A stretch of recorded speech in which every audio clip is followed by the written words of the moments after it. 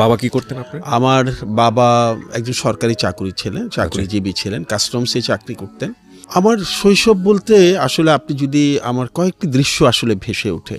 এক নম্বর হচ্ছে আমরা খুব মধ্যবিত্ত পরিবার ছিলাম, অসচ্ছল ছিলাম এটা আমি বলবো না, তবে মধ্যবিত্তের টানাপোড়নটা ছিল।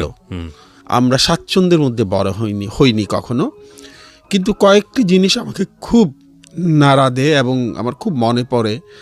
সেটা হচ্ছে আমাদের বাসায় একটা চমৎকার নান্দনিক পরিবেশ ছিল। আচ্ছা, আমার মা প্রাতিষ্ঠানিক শিক্ষায় তেমন একটা শিক্ষিত নন, অনেক বয়স্ক মানুষ, কিন্তু আমার মার দৃশ্য যদি আপনি আমাকে কল্পনা করতে বলেন, আমি এখনো দেখি যে উনি রান্নাঘরে একদিকে ডাল ঘুটুনি দিয়ে ডাল ঘুটছেন আর তার আরেক হাতে হয়তো শরৎচন্দ্রের বই। বাহ।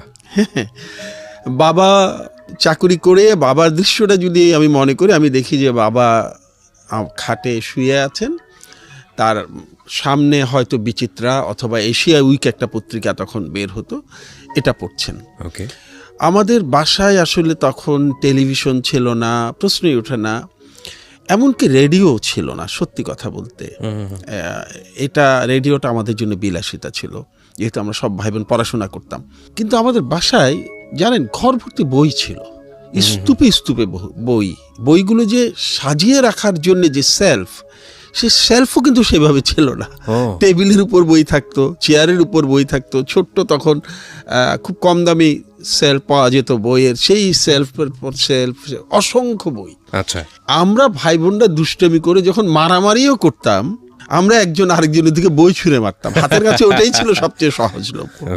এই পরিবেশে আসলে বড় হয়েছে আমি খুব সৌভাগ্যবান মনে করি যে আমাদের খাওয়া দাওয়ার আড়ম্বর ছিল না, পোশাকের আড়ম্বর ছিল না, আমাদের খুব বেশি আর্থিক সচ্ছলতা ছিল না, কিন্তু খুবই নান্দনিক এবং মূল্যবোধের একটি পরিবেশের মধ্যে আমরা বড় হয়েছি। এটা আমার খুব আপ্লুত করে। এইভাবেই আসলে বেড়ে ওঠা।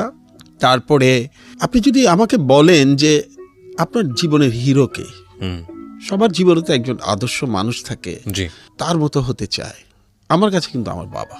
অবশ্যই আমি অনেককে শ্রদ্ধা করি, অনেককে অনুসরণ করি, অনেককে আমি ধারণ করার চেষ্টা করি, যেমন এপিজে কালাম আমার খুবই প্রিয়। কিন্তু আমাকে যদি আপনি বলেন যে আপনি কার মতো হতে চান, আমি আমার বাবার মতো হতে চাইব।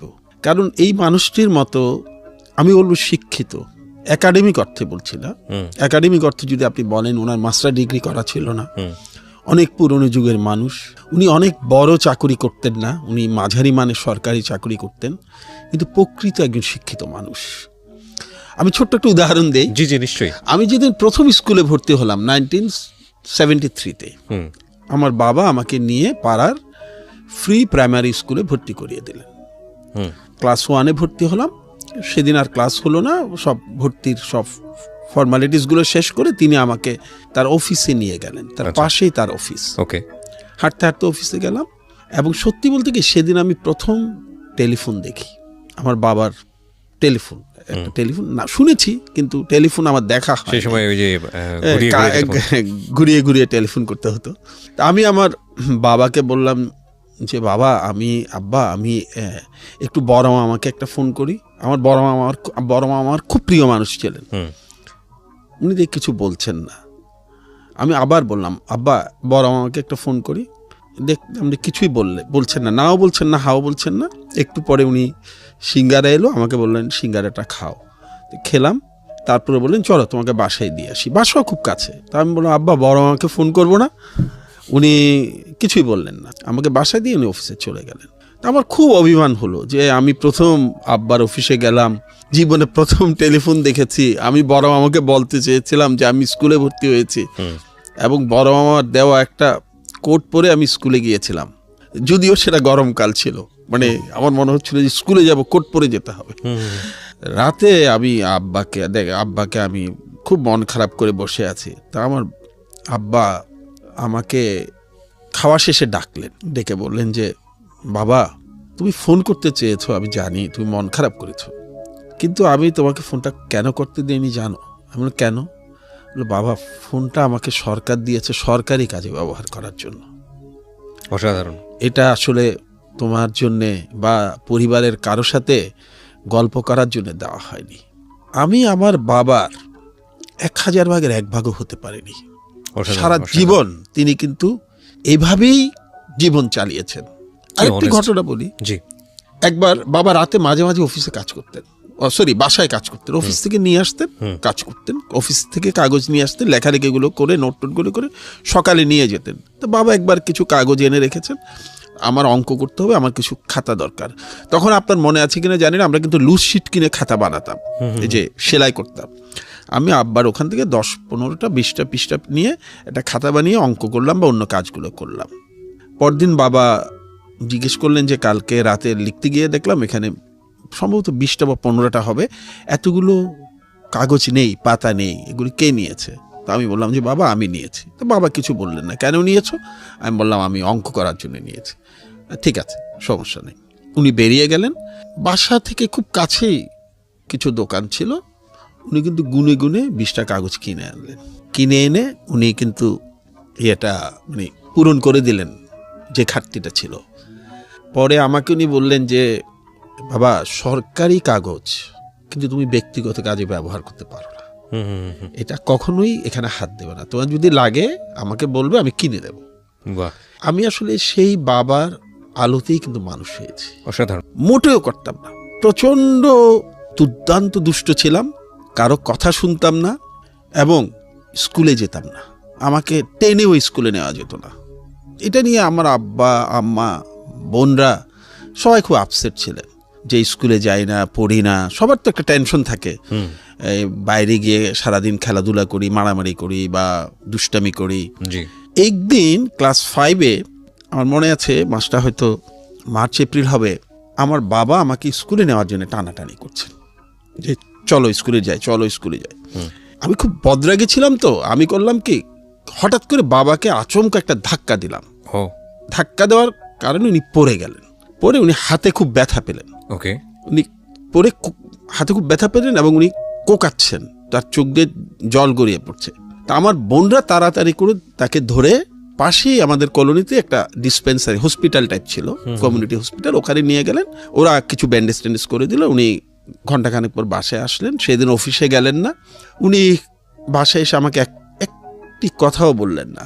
উনি বিছানায় শুয়ে আছেন, তার হাত ব্যথা করছে, শুধু আমার দিকে মাঝে মাঝে তাকাচ্ছেন। সেখানে মানে রাজ্যের অভিমান, কোনো রাগ না, ক্ষোভ না, কিন্তু অভিমান। সেই মুহূর্তে কিন্তু আমার জীবনটা পাল্টে যায়। আমি আস্তে আস্তে তার পাশে গিয়ে বসলাম। তাকে আমি বললাম যে, পাশে গিয়ে তার মাথার পাশে বসলাম, বসে তাকে বললাম যে আব্বা, দেখি উনি সাড়া দিচ্ছেন। আমি আবার ডাকলাম যে আব্বা। তখন উনি আমার দিকে তাকালেন। তখন আমি বললাম যে আব্বা, আমি কিন্তু ক্লাস 5-এ বৃত্তি পাবো। উনি অবাক হয়ে গেলেন। মানে? আমি বললাম আব্বা আমি প্রতিদিন স্কুলে যাব। আব্বা আমি আর দুষ্টামি করবো না। আব্বা আমি কিন্তু মেট্রিকে স্ট্যান্ড করব। আব্বা আমি কিন্তু ইন্টারমিডিয়েটে স্ট্যান্ড করব। তুমি শুধু আমার হাতটা ধরে ঝরঝর করে কেঁদে দিলেন। এবং আমি খুবই আনন্দিত, তাকে যে কথাগুলো আমি দিয়েছিলাম প্রতিটি কথাই আমি রাখতে পেরেছি। এভাবেই স্কুল শেষ করলাম, স্ট্যান্ডেই করলাম, আত্মপ্রচার হয়ে যাচ্ছে তবু বলি। ইন্টারমিডিয়েটও তাই হলো, ইউনিভার্সিটিতে গেলাম। এবং যখন আমরা আসলে স্কুলে পড়ি ক্লাস 9-এ, কিন্তু আরেকটি বড় পরিবর্তন আসে। সেটি হচ্ছে তখন আমার জীবনে একজন শিক্ষকের আবির্ভাব ঘটে। ক্লাস 8-এ কিন্তু আমার রেজাল্ট কিছুটা খারাপ হয়েছিল। ক্লাস 8 থেকে যখন 9-এ উঠি, তার আগ পর্যন্ত কিন্তু আমার রেজাল্ট খুব ভালো ছিল। তখন আমার স্কুলে যিনি হেড স্যার ছিলেন, ওনার নাম রফিকুল্লাহ স্যার, উনি আমার রেজাল্ট শিট নিয়ে খুব আপসেট হয়ে গেলেন।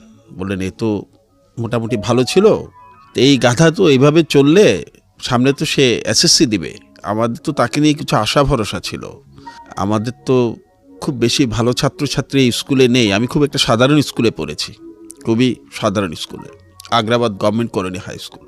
তো এর উপর একটু আশা ভরসা ছিল। সেও তো দেখি 9-এ ওঠার সময় অত ভালো রেজাল্ট করেনি। তখন উনি মহিউদ্দিন খান স্যার নামে একজন স্যারকে ডাকলেন, ডেকে বললেন যে খান সাহেব, এই ছাগল আগে রেজাল্ট ভালো করতো, এ মনে হয় কোনো খপ্পরে টপ্পরে পড়েছে, আপনি তাকে একটু দেখেন, যে 2 বছর আছে ক্লাস 9-10, এই 2 বছর আপনি একটু তাকে দেখেন, সাথে আপনি অন্যান্য টিচার যাদের সাহায্য দরকার হবে মনে করবেন তাদেরকে সাথে নেন, বাট আমি চাই যে আপনি ওকে দেখবেন। মহিউদ্দিন খান স্যারের একটা মজার অভ্যেস ছিল যে স্যার কিন্তু ব্যাট দিয়ে পিটাতেন না, স্যার যাকে পিটাতেন তাকে পিটাতেন স্কুলে ঘন্টা বাজানোর যে হাতুড়ি আছে সেটা দিয়ে, সেটার বাট দিয়ে। তো তার স্যারের হাতে কিন্তু ওই বাটটা তখনও ছিল।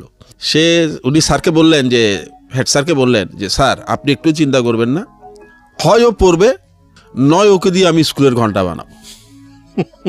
হ্যাঁ, এরপরে আমার উপর নাজেল হলো বিশাল কেয়ামত। আমি বলবো কেয়ামত কি, কারণ আমার রুটিন করে দিলেন স্যার যে আমাকে রাত 3টায় উঠতে হবে, উঠে পড়তে হবে। এইভাবে পড়ে মাঝখানে 7টার দিকে নাস্তা, তারপরে গোসল টোসল করে স্কুলে যাব। 10টায় স্কুল, 9টা পর্যন্ত পড়তে হবে, তারপর স্কুলের জন্য বেরোতে হবে।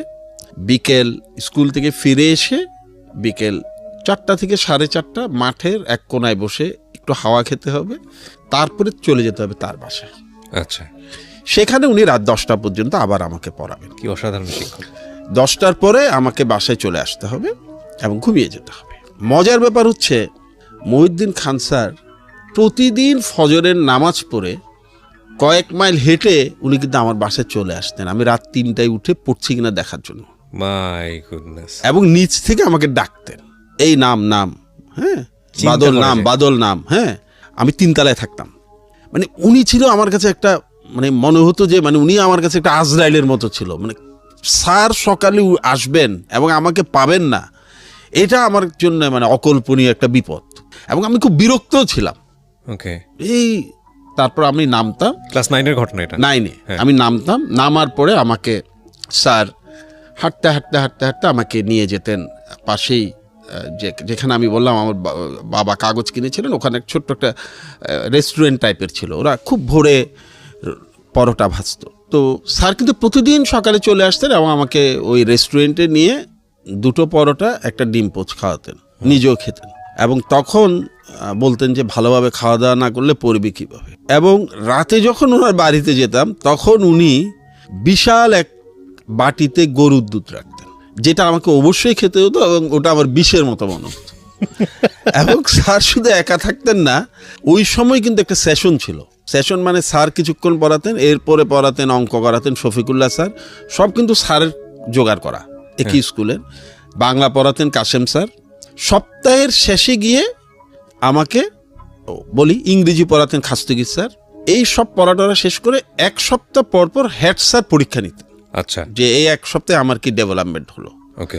অর্থাৎ এই 2 বছর আমার কোনো আসলে জীবন ছিল না, মানে এই ওনাদের মানে অত্যাচারের জীবন অতিষ্ঠ। তো যখন আমি এসএসসি পরীক্ষা যেদিন শেষ হলো, সেদিন আমি প্রথম যে কাজটা করলাম সেটা হচ্ছে আমার সমস্ত বইপত্র নিয়ে আমি পুরনো দোকানে বিক্রি করে দিলাম। বইয়ের প্রতি আমার এত ক্ষোভ, বই খাতার উপর সব বিক্রি করে দিয়ে আমি আলমা সিনেমা হলে গিয়ে, আমার এক বন্ধু ছিল মানিক, ওকে নিয়ে সিনেমা দেখলাম আরাম করে ওই বই বিক্রির টাকায়। ওকে। তারপরে কয়েকটা মাসুদ রানা কিনলাম, আলমা সিনেমা হলের নিচে একটা দোকানে বিক্রি করা হতো, মাসুদ রানা বই কিনে বাসায় ফিরে আসলাম। তারপর পরীক্ষার কথা ভুলেই গেলাম। আচ্ছা, যে এই পরীক্ষা দিছি এটা ভুলেই গেছে। এখন আমি স্বাধীন 3 মাস। তখন তো আমাদের সময় তো পরীক্ষার পর পরে কোচিং শুরু করতে হতো না, আমি 83-র কথা বলছি।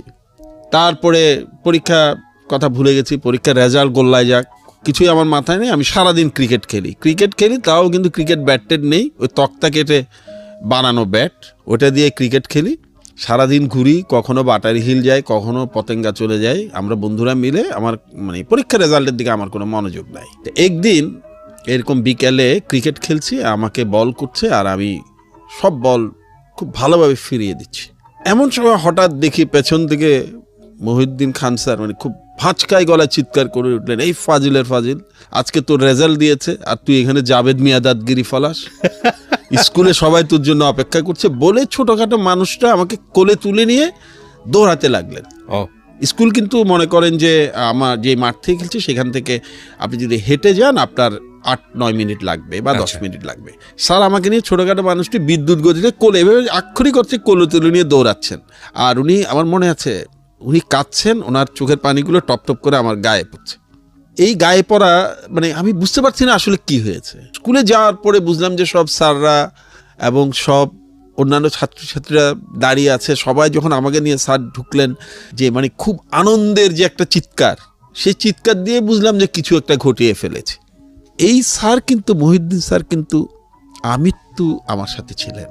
আমি স্কুল শেষ করে কলেজে যাওয়ার পরে উনি আমাকে ছাড়েন নাই, ইউনিভার্সিটিতে যাওয়ার পরেও ছাড়েন নাই। এরপরে তো আমরা স্কুলে গিয়ে কি হলো স্যার, ওখানে যাওয়ার পরে অভিজ্ঞতা? আমরা যখন স্কুলে গেলাম, স্যার আমাকে মাঠে ফেললেন, ছুড়ে দিলেন। সেই মাসটা ছিল জুন মাস, 21শে জুন সম্ভবত আমাদের রেজাল্ট দিয়েছিল, এবং সেদিন খুব বৃষ্টি হয়েছিল। বৃষ্টির কারণে স্কুলের মাঠে প্রচুর পানি জমে আছে। তারপরে আমাকে নিয়ে গিয়ে স্কুলের মাঠে স্যার যখন নামিয়ে দিলেন, আরেক ছাত্র এসে জড়িয়ে ধরে আমাকে পানিতে ফেলে দিল ধাক্কা দিয়ে, খুশিতে। সেও আমার বন্ধুরা সবাই আমার সাথে পরীক্ষা দিয়েছে। এরপরে অন্যরাও পানিতে ঝাঁপ দিল। তখনও আমি জানি না কি হয়েছে, পানিতে ঝাঁপ দিল।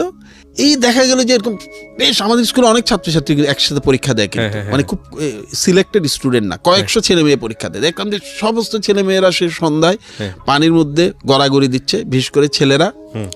একটু পর দেখলাম যে একজন স্যার, ওনার নাম গিয়াসউদ্দিন স্যার, উনি মহিউদ্দিন খান স্যারকে ধাক্কা দিয়ে পানিতে ফেলে দিলেন। ওনার দেখা দেখি গিয়াস স্যারকে একজন ফেলে দিলেন। এইভাবে কিছুক্ষণ পর দেখা গেল যে সবাই খুশিতে পানিতে গড়াগড়ি দিচ্ছে। পরে আমি বললাম, এ আসলে কি হয়েছে, কিসের জন্য এত কিছু? তখন আমাকে বলা হলো যে আমি বোর্ডে 5ম হয়েছি, তাও মানবিক বিভাগ থেকে। এবং এটা আমার স্কুলের জন্য একটা বড় ব্যাপার ছিল, কারণ আমি কিন্তু একটা সহজ সরল সাধারণ স্কুলে পড়েছি। এই স্কুল থেকে একটা পর্যায়ে আমি চট্টগ্রামের খুব নামকরা স্কুলে চলে যেতে চেয়েছিলাম, চিটং কলেজিয়েট স্কুলে। কিন্তু হেড স্যার আমার আব্বাকে বলেছিলেন যে দেখেন, আমার স্কুলটা হচ্ছে খুব সাধারণ ছাত্রছাত্রীদের জন্যে, আপনি যে স্কুলে ওকে নিতে যাচ্ছেন ওদের ওখানে কিন্তু সবাই ভালো ছাত্রছাত্রী, অনেক ভালো রেজাল্ট ওরা করবে, কিন্তু ও যদি চলে যায় তাহলে আমার কিন্তু যে মানে আশাটা ছিল যাকে নিয়ে, সেও চলে যাবে। এখানের থেকেও তো ভালো রেজাল্ট করতে হবে, অন্যদের জন্য উদাহরণ তৈরি করতে হবে। আপনি আপনার ছেলেকে এখানে রেখে দেন। তা আমাকে রেখে দেওয়া হয়েছিল। এবং সেই স্কুল থেকে যেহেতু মানে বোর্ডে একটা জায়গা করে নিয়েছিলাম, ওটা ওই স্কুলের জন্য খুব গুরুত্বপূর্ণ ছিল। ওটাই প্রথম ছিল না, আমার আগেও ছিল, কিন্তু ওটা খুব, তবে আমার আগে গ্যাপ ছিল, একটা বড় গ্যাপের পরে আবার, যার কারণে তখন আসলে এটা একটা বড় খবর ছিল। এবং তবে আমি বলে রাখি, এই অতি সাধারণ স্কুল থেকে কিন্তু অনেক বড় বড় ব্যক্তিত্ব পরে বেরিয়েছেন, অনেক বড় যারা বাংলাদেশ সরকারের অত্যন্ত গুরুত্বপূর্ণ দায়িত্ব পালন করেছেন, খুব নামকরা অধ্যাপক হয়েছেন, বিদেশি বিভিন্ন বিশ্ববিদ্যালয়ে খুবই নামকরা অধ্যাপক হয়েছেন, এরকমও আছেন। কিন্তু অন্য স্কুলের মতো প্রতি বছর ভালো প্রোডাক্ট বের করা, সেটা একটু কঠিন ছিল আমার স্কুলের জন্য। আচ্ছা আচ্ছা, আমার পরেও করেছে স্ট্যান্ড, আমার চেয়ে ভালো রেজাল্ট করেছে এমনও আছে, কিন্তু ওই বছরের জন্য একটা ইউনিক ছিল। সো রেজাল্টটা জানলেন স্যার, তারপরে যাই। এরপরে তো আমরা চিটং কলেজ গেলাম। তবে যখন আমরা স্কুলে পড়ি তখন কিন্তু আমরা কচিকাচার আসর, দাদাভাই যেটা পরিচালনা করতেন, ওটার সাথে জড়িত হই। এবং কচিকাচার আসরের সাথে যুক্ত হওয়ার কারণে কিন্তু আমরা টুকটাক লেখালেখি শুরু করি, ছড়া, কবিতা, স্কুল জীবন থেকেই। এবং সেগুলো আমরা তখন ইত্তেফাকে রকুনুজ্জামান খান দাদাভাই একটা কচিকাচার আসর নামে একটা বিশেষ পাতা করতেন, সেখানে আমরা লেখা পাঠাতাম, সেগুলো ছাপা হতো, মাঝে মাঝে ছাপা হতো। ছাপা হলে আমাদের খুব খুশি। এইভাবে কিন্তু আমরা লেখালেখির জগতে আস্তে আস্তে আসা শুরু করি। ওই সময় বাবার প্রতিক্রিয়া কি ছিল, আপনার জীবনের প্রথম অ্যাচিভমেন্ট, বড় অ্যাচিভমেন্ট? আমার যখন প্রথম অ্যাচিভমেন্ট হয়, আমি বলি, আমার বাবা, তার সামর্থ্য খুব কম ছিল। আমি যখন পানিতে গড়াগড়ি খাচ্ছি, তখন এক পর্যায়ে আমার চিৎকার করে উঠলো আমার স্যাররা যে তোর আব্বা এসছে। হ্যাঁ, তখন আমি পানি থেকে উঠে গেলাম।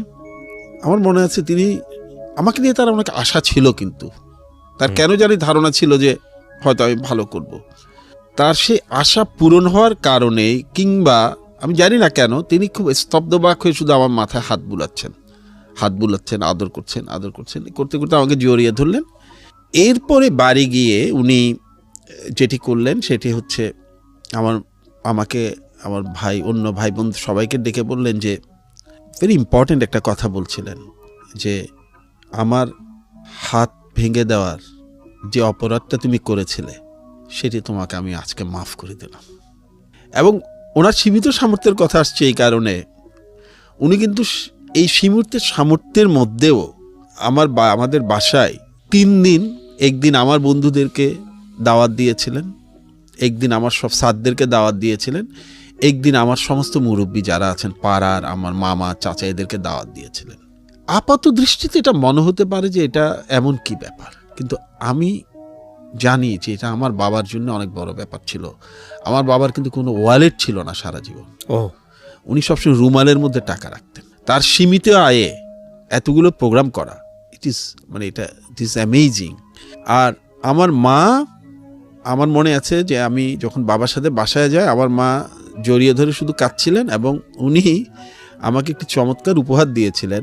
সেটি হচ্ছে উনি আমাকে পাড়ার একটা লাইব্রেরির মেম্বার করে দিয়েছিলেন। বলেছিলেন যে তুই তো বই পড়তে পছন্দ করিস, তো বাবা আমি তোকে কি দেবো, তোকে আমি এই লাইব্রেরিটার মেম্বারশিপ করে দিলাম 20 টাকা দিয়ে, বই এনে এনে পড়ে ফেরত দেওয়া যেত। স্যার আপনি কত সালে এসএসসি করেন? 83-তে। খুব বেশি দিন আগের গল্প না, কিন্তু বাংলাদেশটা অনেক পরিবর্তন হয়ে গেছে। আপনার গল্পটা যখন শুনছি, মানে বাবা মায়ের প্রিন্সিপাল বা আমরা যেভাবে বড় হচ্ছে আমাদের সন্তানদেরকে, আকাশ পাতাল পার্থক্য, মানে চিন্তাই করা যায় না আসলে এই চেঞ্জেসটা। হয়তো আমরা পরে কথা বলবো বিষয়গুলো নিয়ে, বলুন আপনি বলেন। হ্যাঁ, তারপরে তো আমরা আসলে লেখালেখি, কবিতা, এগুলো নিয়ে আবার কলেজে গিয়ে আবার একটু দেখা গেল যে কবিতা, লিটল ম্যাগাজিন, এগুলো নিয়ে একটু ব্যস্ত হয়ে যাচ্ছি। তখন বাবাকে আমার চিটং কলেজে প্রিন্সিপাল একদিন একটা চিঠি দিলেন। আমি চিটং কলেজে ভর্তি পরীক্ষায় খুব ভালো করেছিলাম। বাবাকে একটা চিঠি দিলেন যে আপনার বাচ্চা খুবই প্রমিজিং, তবে ইদানিং ও মনে হচ্ছে যে একটু কবিতা লেখা ও বিভিন্ন অন্যান্য কাজে ব্যস্ত হয়ে পড়েছে, আপনি যদি পারেন আমার সাথে একটু দেখা করবেন। এটা তখন দেওয়া হতো কলেজ থেকে। তো বাবা দেখা করলেন, দেখা করার পরে স্যার বললেন, মোজাম্মেল স্যার আমাদের প্রিন্সিপাল ছিলেন, তিনি বললেন যে ওকে একটু টেক কেয়ার করতে হবে। বাবা আসার পরে বাবা প্রথম খবর দিলেন মহিউদ্দিন স্যারকে। স্যার কিন্তু খবর আমার সবসময় নেন। তো বললেন যে স্যার আপনার ছাত্র সম্পর্কিত প্রিন্সিপাল এটা বলেছে। তখন মহিউদ্দিন স্যার আবার আমার দায়িত্ব নিলেন। তখন আমরা মনে হয় 2nd ইয়ারে উঠেছি, এবং আমাকে উনি আবার আগের রুটিনে ফিরিয়ে নিলেন। এই ক্ষেত্রে আমার আরেকটা গুরুত্বপূর্ণ ব্যাপার আছে, এটাও বলা দরকার। সব মানুষের প্রতি কৃতজ্ঞতা প্রকাশের সময় সবসময় পাওয়া যায় না, ধন্যবাদ দেওয়ার আগেই অনেক সময় চলে যেতে হয়। আমার একজন বন্ধু ছিল, ওর রেজাল্টও খুবই ভালো ছিল, খুবই ভালো রেজাল্ট করে এসেছিল, আমরা একসাথে পড়তাম। আপনার একটা ধারণা আছে নিশ্চয়ই, এখন আছে কিনা জানি না, ছাত্রছাত্রীদের মধ্যে থাকতে পারে যে ভালো ছাত্রছাত্রীদের মধ্যে কিন্তু এক ধরনের ঈর্ষার সম্পর্ক থাকে। কেউ কাউকে নোট ধার দিতে চায় না, কেউ কাউকে খুব একটা হেল্প করতে চায় না। তা আমার একজন বন্ধু ছিল খুবই মেধাবী, এবং আমরা জানতাম যে ও বোর্ডে 1st বা 2nd হবে। তা একদিন আমি বসে বসে এই কবিতার আড্ডা মারছি, তাও কলেজ থেকে কিছুটা দূরে, দেখছি আমার সেই বন্ধু এসে হাজির। এসে বলল যে এই যে রবীন্দ্রনাথ ঠাকুর সাহেব, এদিকে আসেন। আমি তো খুব বিব্রত হওয়ার 2টো কারণ আছে। একটা হচ্ছে যে এখানে সে কেন আসলো, দ্বিতীয়ত আমাদের সময় কিন্তু আমরা অত ছিলাম না, আজকেও যত ছেলেমেয়েরা যত সহজে মিশে অত ছিলাম না। আমার এই বন্ধুটি ছিলেন আসলে একজন ছাত্রী, এসে আমাকে হঠাৎ বন্ধুদের মাঝ থেকে এই রবীন্দ্রনাথ ঠাকুর এখানে আসেন, এটা তো খুব বড় মান ইজ্জতের ব্যাপার। তা আমি গিয়ে খুব রাগ করে বললাম যে কি, তুমি কেন এসছো? বললো না, শুনলাম আপনি কাজী নজরুল ইসলামের মতো ল্যাটোদ্দনে নাম লিখিয়েছেন, তো সামনে তো পরীক্ষা, পড়াশোনা কিছু করেছেন? এগুলো কিন্তু সে রাগ করে বলছে করেছেন, আমাদের মধ্যে তুমি সম্পর্ক। আমি বললাম কি পড়বো, আর বেশি তার সময় নাই, নোট তো কিছু নাই। তো বললো যে নোট আমি দিব, আমার নোট আমি দিব, নোটগুলো ঠিকভাবে পড়ে ফেরত দিতে হবে, না হলে পেন্সিল দিয়ে চোখ গেলে দেব। বস্তুত ওর নোট নিয়ে আমি পড়ি। একদিকে মহিউদ্দিন স্যারের কড়া শাসন, কিন্তু ছাত্র, আমি তখন তো কলেজে চলে গেছে, মানে ওইভাবে, মানে স্যারও তো স্কুলে ব্যস্ত, আমার তাৎক্ষণিকভাবে প্রত্যেকটা বিষয় আবার নোট করে সময় বেশি নিয়ে রেডি করে নিয়ে আসা। আমাদের সময় তো নোট করে পড়তে হতো, এখনকার মতো গাইড বই পাওয়া যেত না। আমার এই বন্ধুটি কিন্তু আমাকে নোটগুলো করে দিত, ও যেটা করতো সেটা দিত আমাকে, এবং এটা তাকে আমার ফেরত দিতে হতো, এবং তাকে আমার কিন্তু অনেকটা পরীক্ষা দিতে হতো এটা আমি পড়লাম কিনা। অনেকটা এই দুজনের কারণেও আমি এইচএসসি তো মোটামুটি বোর্ডে একটা জায়গায় করে নেই, যদিও আমার এই বন্ধুটি আরো ভালো করেছিল, সে 2nd হয়েছিল। আপনার পজিশন কত হয়? আমার ছিল 11th। ওকে, তখন তো 20 জন ছিল স্ট্যান্ড করার। 20 জন ছিল। এরপর তো আমরা কিছুটা রাজনীতি নিয়ে ব্যস্ত হয়ে গেলাম, লেখালেখি নিয়ে ব্যস্ত হয়ে গেলাম। তখন তুমুল কবিতা, আমরা কিছু বিশেষ ধারণার রাজনীতি করতাম, যেগুলোকে প্রগতিশীল ধারণা বলা হয়, ওগুলো নিয়ে আমরা খুব ব্যস্ত হয়ে গেলাম। তখন পর্যন্ত কি জীবনের এম ঠিক হয়েছে যে এত ভালো রেজাল্ট, কোথায় যাব, কি করব? আমি একটা কথা বলি, ফ্রম ডে ওয়ান আমার দুটো ইচ্ছে ছিল। একটা হচ্ছে আমি বিশ্ববিদ্যালয়ের শিক্ষক হব, আর যদি বিশ্ববিদ্যালয়ের শিক্ষক হতে না পারি আমি সিভিল সার্ভিসে আসব। ওকে, দুটোর মধ্যে একটা। এক্ষেত্রে আমি শেষ পর্যন্ত আমার বাবার ইচ্ছেটাকে প্রাধান্য দেই।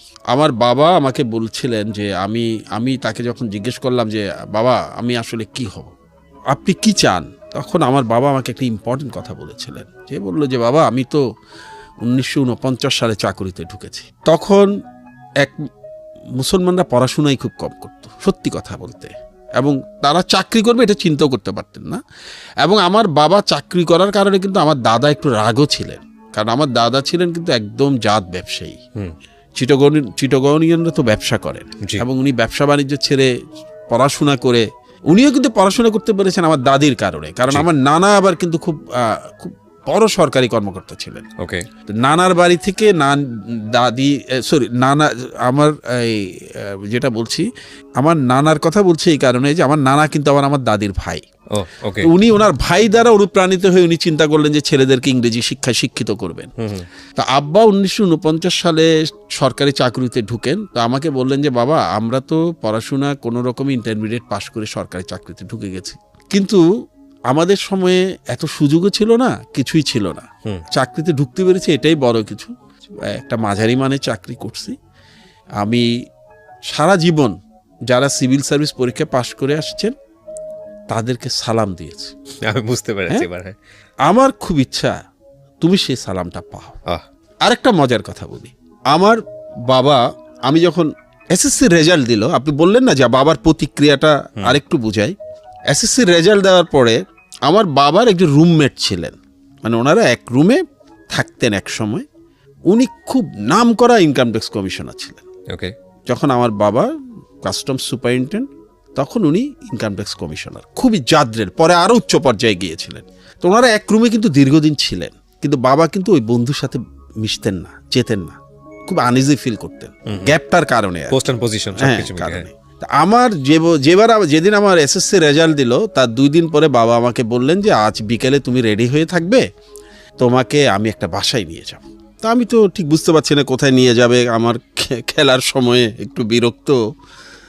পরে তিনি আমাকে হাঁটতে হাঁটতে একটা বাসায় নিয়ে গেলেন, একটা লাল একটা বাংলো, চমৎকার লাল ইটের একটা চমৎকার একটা বিশাল বাংলো। তো ওই বাড়িতে উনি নক করলেন, যিনি দরজা খুললেন তাকে বললেন যে একটু স্যারকে বলেন যে অমুক এসছে। তখন আমি জানি না কার কাছে এসছেন। একটু পরে দেখলাম যে ডুপ্লেক্স বাড়ি, 2 তলা থেকে এক ভদ্রলোক নামলেন। তখন আব্বা আমাকে বললেন উনি ইনকাম ট্যাক্স কমিশনার মেজবাউদ্দিন সাহেব। তখন উনি এসে আব্বাকে জড়িয়ে ধরে বললেন, আমার বাবার নাম ছিল তাহের, এম এ তাহের। বলে যে তাহের তুমি তো একদম দেখা সাক্ষাৎ করো না, মানে কার সাথে তুমি কোনো যোগাযোগই রাখো না, এমনকি কোনো সামাজিক অনুষ্ঠানে গেলেও তুমি কাছে আসো না, দূরে দূরে থাকো। তা আব্বা ওনাকে বললেন যে দেখো তোমার সাথে আমার যে পদবিগত পার্থক্য, এই কারণে আসলে তোমার কাছে আসতে আমি একটু আনইজি ফিল করি, তবে আজকে তোমার কাছে আমি খুব গর্ব নিয়ে এসেছি, কারণ তোমাকে আজকে আমার খুব একটা আনন্দের খবর দেওয়ার আছে। তো বললেন কি খবর? তো বাবা আমার খবর বললেন যে আমার এই ছেলেটা এসএসসিতে স্ট্যান্ড করেছে, তুমি ওর জন্য দোয়া করো। তো মেজবাউদ্দিন সাহেব অনেক দোয়া করলেন। মেজবাউদ্দিন সাহেব কিন্তু এখনো বেঁচে আছেন। আচ্ছা আচ্ছা, আমরা তাকে বিভিন্ন অনুষ্ঠানে ডেকে আনি। অসম্ভব রেসপেক্টেড একজন ট্যাক্সম্যান উনি, বাংলাদেশে না শুধু সাবকন্টিনেন্ট, অসম্ভব অনেস্ট।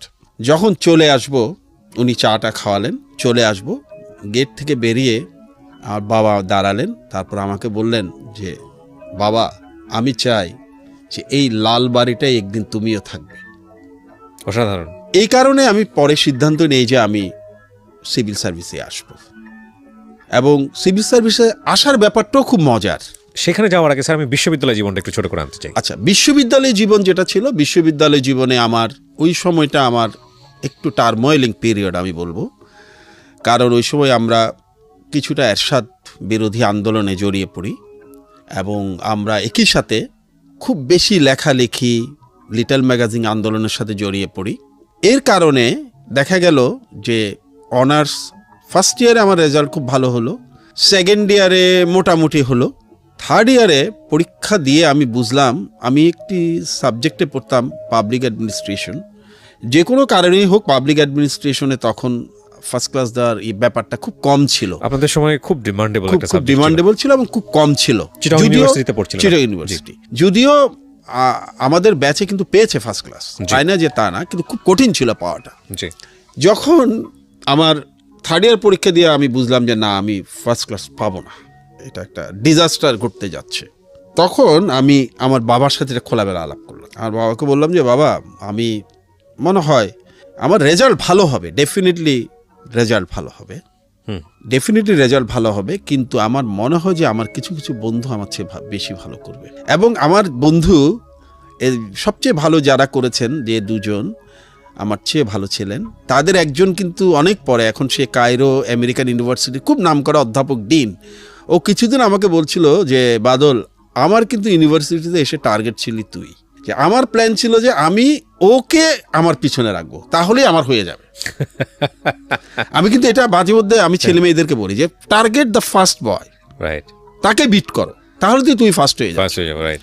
যাই হোক, আমি আমার আব্বাকে এটা বললাম, তো আমার বাবা আমাকে বললেন যে বাবা, সমস্যা নেই, তুমি সিভিল সার্ভিস পরীক্ষাটা দাও, ওকে, ওখানে ভালো তুমি যদি একটা পজিশন পাও আমি হ্যাপি। তখন অনার্সের অ্যাপিয়ার সার্টিফিকেট আমার হাতে আসছে। বিশ্ববিদ্যালয় জীবনটা পুরোটাই, যেটা বলছিল, পুরোটাই কবিতা লেখালেখি। আর একটা কাজ ছিল আমরা একটা অদ্ভুত কাজ করতাম, আমি এখন জানি না এখনকার বাচ্চারা এটা করে কিনা বা কারো মাথা আসে কিনা। সেটা হচ্ছে আমরা দুই বন্ধু, আমি এবং খোকন, এখন ফ্র্যাঙ্কফুর্টে থাকে। আমরা কিন্তু ইউনিভার্সিটি লাইফটা লেখালেখি, পড়াশোনা, এটা তো করতামই, সাথে আমরা একটা কাজ করতাম, সেটা হচ্ছে আমরা রাতে মেডিকেল কলেজে চলে যেতাম। আচ্ছা, মেডিকেল কলেজে আমরা কিন্তু তখনও কিন্তু প্রচুর অজ্ঞাত রোগী থাকতো, আনঅ্যাটেন্ডেড পেশেন্ট। আমরা খেয়াল করতাম যে কোন রোগীর আত্মীয় স্বজন নাই, তাদের সাথে আমরা রাত কাটাতাম। হ্যাঁ, তাদের সাথে রাত কাটাতাম। আমার কেন জানি মনে হতো যে এটা এক ধরনের নেশায় পরিণত হয়েছিল, জানেন। পরে এক পর্যায়ে কিন্তু মেডিকেল কলেজে আমাদেরকে অনেকেই চিনত, যে এরকম পেশেন্ট পেলে আমাদেরকে খবরও দিত, যে এটা কি আপনি মানে একদম পুরো নিজে থেকে আমার আর খোকনের রাজনীতির মতাদর্শ নিজের মধ্যে এসছে এরকম কোনো ব্যাপার না, কোনো ব্যাপার, একদম নিজে থেকে। হঠাৎ আমি আর খোকন চিন্তা করলাম যে এই মেডিকেলে তো অনেক রুগী, এর মধ্যে খোকন একবার হসপিটালে গিয়েছিল একটা কারণে, ওকে অ্যাটেন্ড করতে গিয়ে আমরা দেখলাম যে এরকম অনেক পেশেন্ট ছিল, পেশেন্ট থাকে। তখন আমরা দুজন গিয়ে হসপিটালে গিয়ে সময় দিতাম। এই কাজগুলো করে ইউনিভার্সিটি জীবনটা কেটেছে। পড়াশোনাটা কম করেছি, কিন্তু বাইরের পড়াশোনা প্রচুর করেছি, আর টিউশনি করেছি। আমার বাবা কিন্তু 86-এ রিটায়ারমেন্টে চলে যান। আমি কিন্তু ইউনিভার্সিটি থেকে বের হয়েছি 93-তে সেশন জ্যামের কারণে, যদিও চাকুরিতে আগে ঢুকে গেছি। আমি কিন্তু পুরো সময়টা কিন্তু এরপরে টিউশনি করে পড়েছি, কারণ বাবার পেনশনের টাকায় সামান্য সঞ্চয়পত্র, সেটার টাকায় আসলে উনি পুরোপুরি খরচ আমাদের দেওয়ার সামর্থ্য ছিল না। I am very much proud of it, যে আমার বাবা, আপনি একটু আগেই বললেন, এমন একটি দপ্তরে কাজ করতেন যেখানে চাইলে অনেক কিছুই করা যেত। তিনি সেটি না করে অল্প সঞ্চয়পত্র, রিটায়ারমেন্টের পরে উনি 7 লাখ টাকার পেনশন বেনিফিট পাওয়ার পরে উনি জীবনে প্রথম লাখ টাকা একসাথে দেখেন, এবং উনি কাঁপছিলেন ওই টাকাটা বাসায় আনার পরে, যে এত টাকা উনি কি করবেন। What a story! হ্যাঁ, কি করবেন এই টাকা, মানে 7 লাখ টাকা, এটা কি করবেন উনি। যাই হোক, ওই সঞ্চয়পত্রের টাকায় হতো না, আমি টিউশনি করতাম। টিউশনি করে বই কিনতাম, নিজের কাপড় চোপড় কিনতাম, এবং ছোট ভাইদেরকেও মাঝে মধ্যে দিতাম। এবং আমি কিন্তু চট্টগ্রাম শহরের খুব কাঙ্ক্ষিত হাউস টিউটর ছিলাম। সব গার্ডিয়ানরা মনে করতেন যে ওকে যদি টিচার হিসেবে রাখা যায় রেজাল্ট ভালো করবে। আপনার রেজাল্ট এখানে অনেক বড় একটা ফ্যাক্ট হয়েছে। আর হতো কি, আমার ছাত্রছাত্রীদের সাথে আমার একটা অত্যন্ত ভালো রিলেশন ডেভেলপ করতো, এবং শিক্ষক হিসেবে আসলেই মনে হয় ভালো ছিলাম, কারণ আমি যাদেরকে পড়িয়েছি তারা ঈর্ষণীয়ভাবে সফল। ঈর্ষণীয়, কেউ ডাক্তার, ইঞ্জিনিয়ার, খুব বড় কর্পোরেট বস। এদেরকে যখন এরা বিভিন্ন এয়ারপোর্টে দেখা হয়, সেদিন গত সপ্তাহে দেখা হয়েছিল, আমার ছাত্রী, সে খুব বড় একটি প্রতিষ্ঠানের চিফ এক্সিকিউটিভ অফিসার এবং অনেক চ্যারিটি করে। সে লাফ দিয়ে উঠে যখন স্যার করছিল, অত্যন্ত স্মার্ট ভদ্রমহিলা, এখন তো বড় হয়ে গেছে, সবাই খুব অবাক হয়ে তাকাচ্ছে, কিরে এই কালো সহজ সাধারণ মানুষটিকে এত স্মার্ট একজন মহিলা এত স্যার করে মানে আমার ব্যাগ ধরতে দিচ্ছে না আমাকে, মানে পারলে সে মানে আমাকে হাতে ধরে প্লেনে তুলে, এরকম অবস্থা আর কি। যার কারণে আমার কিন্তু টিউশনিতে আয় ভালো ছিল, বাট আমি খুব মনোযোগ দিয়ে পড়াতাম। এর সাথে সময় যখন কারফিউ ছিল না, সকাল 7টা থেকে কারফিউ, আমি কিন্তু ভোর 5টায় উঠে পড়াতে চলে যেতাম। আচ্ছা, তখন আমার হাতে যে টিউশন ছিল 4টায় উঠে চলে যেতাম। এই 7টার মধ্যে কিন্তু 2-3টা টিউশনে বাসায় চলে আসতাম। I never missed any day. তো যেটা বলছিলাম যে এইভাবে ইউনিভার্সিটিটা যখন শেষ করছি, তখন আমার এক ভাই ছিলেন, হারুনুর রশিদ পিন্টু, জি, পাড়ার বড় ভাই, কিন্তু একদম আপন ভাইয়ের। উনি একদিন একটা বিসিএস এর ফর্ম এনে দিলেন, বলে তুই বিসিএস দে। টিউশনি করতে করতে এক পর্যায়ে টিউশনি গর্তে ঢুকে গেলে আর বেরোতে পারবি না, কারণ তোর হাতে কাঁচা টাকা আসছে, ট্রু, আর বেরোতে পারবি না। আমার এক বন্ধু ছিল সালমান, সেও বলে যে না তুই এই বিসিএস দে, পরে দেখবি যে এই টিউশনির বৃত্তে টাকা হাতে কাঁচা টাকা আসলে আর পরীক্ষা দিতে ইচ্ছা করবে না। তখন আমি বললাম যে ভাইজান কি পরীক্ষা দিব, এখনো মাত্র অনার্স শেষ করলাম, রেজাল্টও দেয় নাই, বলে তুই দে। তখন আমার কাছে ফর্ম নিয়ে আসলেন, ফার্স্ট চয়েস কি দিব, তখন সাতকাহন পড়েছি সমরেশ বসুর, সাতকাহন। ভাগ্যক্রমে সমরেশ মজুমদার আমার অত্যন্ত আপন মানুষ এখন, উনি বাংলাদেশে বেশ কয়েকবার আমার আমন্ত্রণে এসছেন, আমার বইয়েরও মোড়ক উন্মোচন করেছেন, আমরা একসাথে অনেক নির্জন জায়গায় সময় কাটিয়েছি। আমার স্ত্রীকে তিনি কন্যার মতো জানেন। এটা তো তখন জানতাম না যে উনি ঘরের মানুষ হয়ে যাবেন বা আমি ওনার ঘরের মানুষ হয়ে যাব। যাই হোক, সাতকাহন পরে তখন আমি দীপাবলির প্রেমে প্রবল ভাবে আসক্ত। দীপাবলি সারাক্ষণ মাথায় ঘুরে যে দীপাবলি লিখে দিলাম ফার্স্ট চয়েস ইনকাম ট্যাক্স। এদিকে বাবাও তো চেয়েছিলেন, বাবা চেয়েছিলেন সরকারি অফিসার হই, কিন্তু ক্যাটাগরাইজ ছিল না। তবে ওনার একটু আপত্তি ছিল, মানে ওনার একটু ভয় ছিল, আপত্তি না, ইউনিফর্ম সার্ভিসের ব্যাপারে ওনার একটু ভয় ছিল, মানে জব হ্যাজার্ডের কারণে, যে অনেক ধরনের কঠিন দায়িত্ব পালন করতে হয়, তুমি এটা হয়তো পারবা না, এরকম একটা ব্যাপার ছিল। হ্যাঁ, ওই সার্ভিসগুলোর প্রতি তার শ্রদ্ধা ছিল, কিন্তু উনি মানে ওনার ভয় ছিল আর কি, কারণ ওগুলো একটু রিস্কি জব, তো এই কারণে। তো তারপরে ফর্ম ফিল আপ করে দিয়ে দিলাম। ফর্ম যেদিন ফিল আপ করলাম সেদিন আমি চিন্তা করলাম যে আমাকে আমার বিশ্ববিদ্যালয়ে অনার্সের রেজাল্ট আমার বন্ধুরা 2-3জন বন্ধু আমার চেয়ে ভালো করবে, আমি জানি নিশ্চিত। এই ফেইলারটা আমাকে পূরণ করতে হবে। সেটা কি করতে হবে, আমি টার্গেট করলাম যে সিভিল সার্ভিস যেহেতু দিতেই যাচ্ছি, এক চান্সেই পাশ করব। তখন মাত্র 21 বছর বয়সে অ্যাপ্লাই করি, যোগদান করি 24 বছর বয়সে। এবারেই পাশ করব, একবারই পাশ করব। হ্যাঁ, পরীক্ষা দিতে যখন যেদিন শুরু হবে, বাবা আগের দিন ডাকলেন, ডেকে জিজ্ঞেস করলেন, বাবা তোমার কি মনে হয়, তোমার হবে? আমি বললাম যে বাবা, হলে প্রথম 5 জনের মধ্যে থাকবো, ওয়াও, আর যদি না হয় হবে না। আপনি এতটা কনফিডেন্ট কিভাবে পাচ্ছিলেন? আমি এটা সবসময় বাচ্চাদেরকে বলি, বিসিএস বলেন যে কোনো কম্পিটিটিভ পরীক্ষা, আমরা বলি যে 4 লাখ ছেলে মেয়ে পরীক্ষা দিচ্ছে, আসলে 4 লাখ ছেলে মেয়ে পরীক্ষা দেয় না, 90% কিন্তু না পড়ে পরীক্ষা দেয়। True, agreed. সিরিয়াসলি নেয় না, বলে পরের বার দিব, দূর আমার হবে না, আরেকজনের জন্য যাচ্ছি। 10% ছেলে মেয়ে সিরিয়াসলি পরীক্ষা দেয়। ট্রু। তাহলে 4 লাখের মধ্যে কিন্তু আসলে 40,000 পরীক্ষা দেয়, কম্পিটিশনটা হয় 40,000-এর মধ্যে। আমি ঠিক করলাম যে আমি পরীক্ষা যদি দেই ওই 10%-এর মধ্যে থাকবো, এবং আমি রুটিন করে পরীক্ষার ফর্ম ফিল আপের পর থেকে পরীক্ষা হওয়া পর্যন্ত আমাদের যে সময়টা ছিল, এই সময়টা কিন্তু রুটিন করে আমি 6 থেকে 8 ঘন্টা পড়তাম।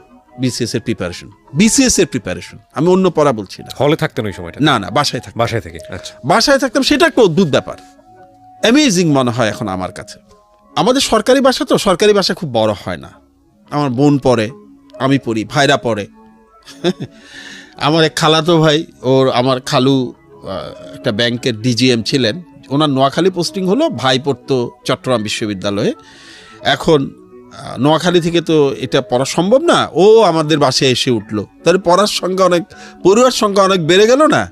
এখন তো পড়ার সমস্যা হয়, বাসায় তো অত পড়ার টেবিল নেই, সবাই অলমোস্ট ডাইনিং টেবিলে বসে, একজন এক কোনায়, ওই কোনায় বসে পড়ে, আরেকজন এক কোনায় বসে পড়ে। আমি চিন্তা করলাম যে এভাবে তো হবে না, আমাকে তো মনোযোগ দিয়ে পড়তে হবে। তা আমি করলাম কি, আমার এক আত্মীয়ের একটা ফার্মেসি ছিল, আমি সেই ফার্মেসির ভাইকে, আমার দুলাভাই, বেশ বড় একটা ফার্মেসি ছিল, পিছনে ডাক্তারের চেম্বার ছিল। আমি বললাম যে আপনার ফার্মেসিতে রাতে তো ডাক্তার চলে যায় 10টার পরে, আমি রাতে এখানে ঘুমাবো আর পড়বো নিরিবিলি। উনি বললেন যে কোনো অসুবিধা নেই, তুমি পড়তে চাইলে পড়ো। তা আমি খেয়ে দিয়ে টিউশনে করে বাসায় এসে খেয়ে দিয়ে আমি এবং আমার খালাতো ভাই যে চট্টগ্রাম বিশ্ববিদ্যালয় অর্থনীতিতে পড়তো, আমার 2 বছরের সিনিয়র, আমরা দুইজন ওই ডাক্তারের চেম্বারটা বড়, ওখানে আবার রুগীর খাট যেটা ওটাতে ঘুমাতাম, মানে রুগীকে চেক করতো যেটাতে। ওখানে টেবিল ছিল ডাক্তারের, ওখানে বসে 2 ভাই পড়তাম। কেন বিশেষ যারা দেয় বা যারা কম্পিটিটিভ পরীক্ষা দেয় ওরা কেন বলে যে হবে না, চেষ্টাটা কিভাবে করতে হবে এটা বোঝানোর জন্য আমি বলছি। আমরা রাত হয়তো 10:30টার দিকে পড়া শুরু করতাম, আমরা 2 ভাই, আমরা 2:30-3টার দিকে উঠতাম, 2:30-3টার দিকে উঠতাম। এবং আপনি জানেন তখন যখন ঘুম মানে চোখ ভেঙে আসছে, কোনোভাবে পাচ্ছি না, কারণ সকালে ইউনিভার্সিটিতে গেছি, টিউশনি করেছি, কবিতার আড্ডায় গিয়েছি, সব কিছু করে তো এসে পড়তে বসছি। তখন আমরা একজন, আমার ওই ভাইয়ের নাম হিরু, ও ঢাকাতেই থাকে, আমরা একজন আরেকজনের গায়ে জগ ভর্তি পানি ঢেলে দিতাম ঘুমটা যাতে চলে যায়। আমার কথা ছিল যে আমি যখন ঘুমে ঢুলে পড়বো তুই পানি ঢেলে দিবি, তুই ঢুলে পড়লে আমি পানি ঢেলে দিই। ওটা নেশায় থাকতেন যে একবার তো আমার উপর ঢেলেছে, ওর উপর আমি কখন ঢেলবো। এইভাবে আমরা রাত 3টা পর্যন্ত পড়তাম। 3টা বাজে আমরা ঘুমোতে যেতাম। সকাল 7:30টায় চট্টগ্রাম বেতার থেকে যে নিউজটা যেত সেটা অনুবাদ করার দায়িত্ব ছিল আমার, মানে আমি ইংরেজিতে না বাংলায় টেলিপ্রিন্টারে নিউজগুলো আসতো, তো বাংলা নিউজ যেত, বাংলা করতে হতো আর কি, সাব এডিটর টাইপের নিউজ কাস্টারের জন্য।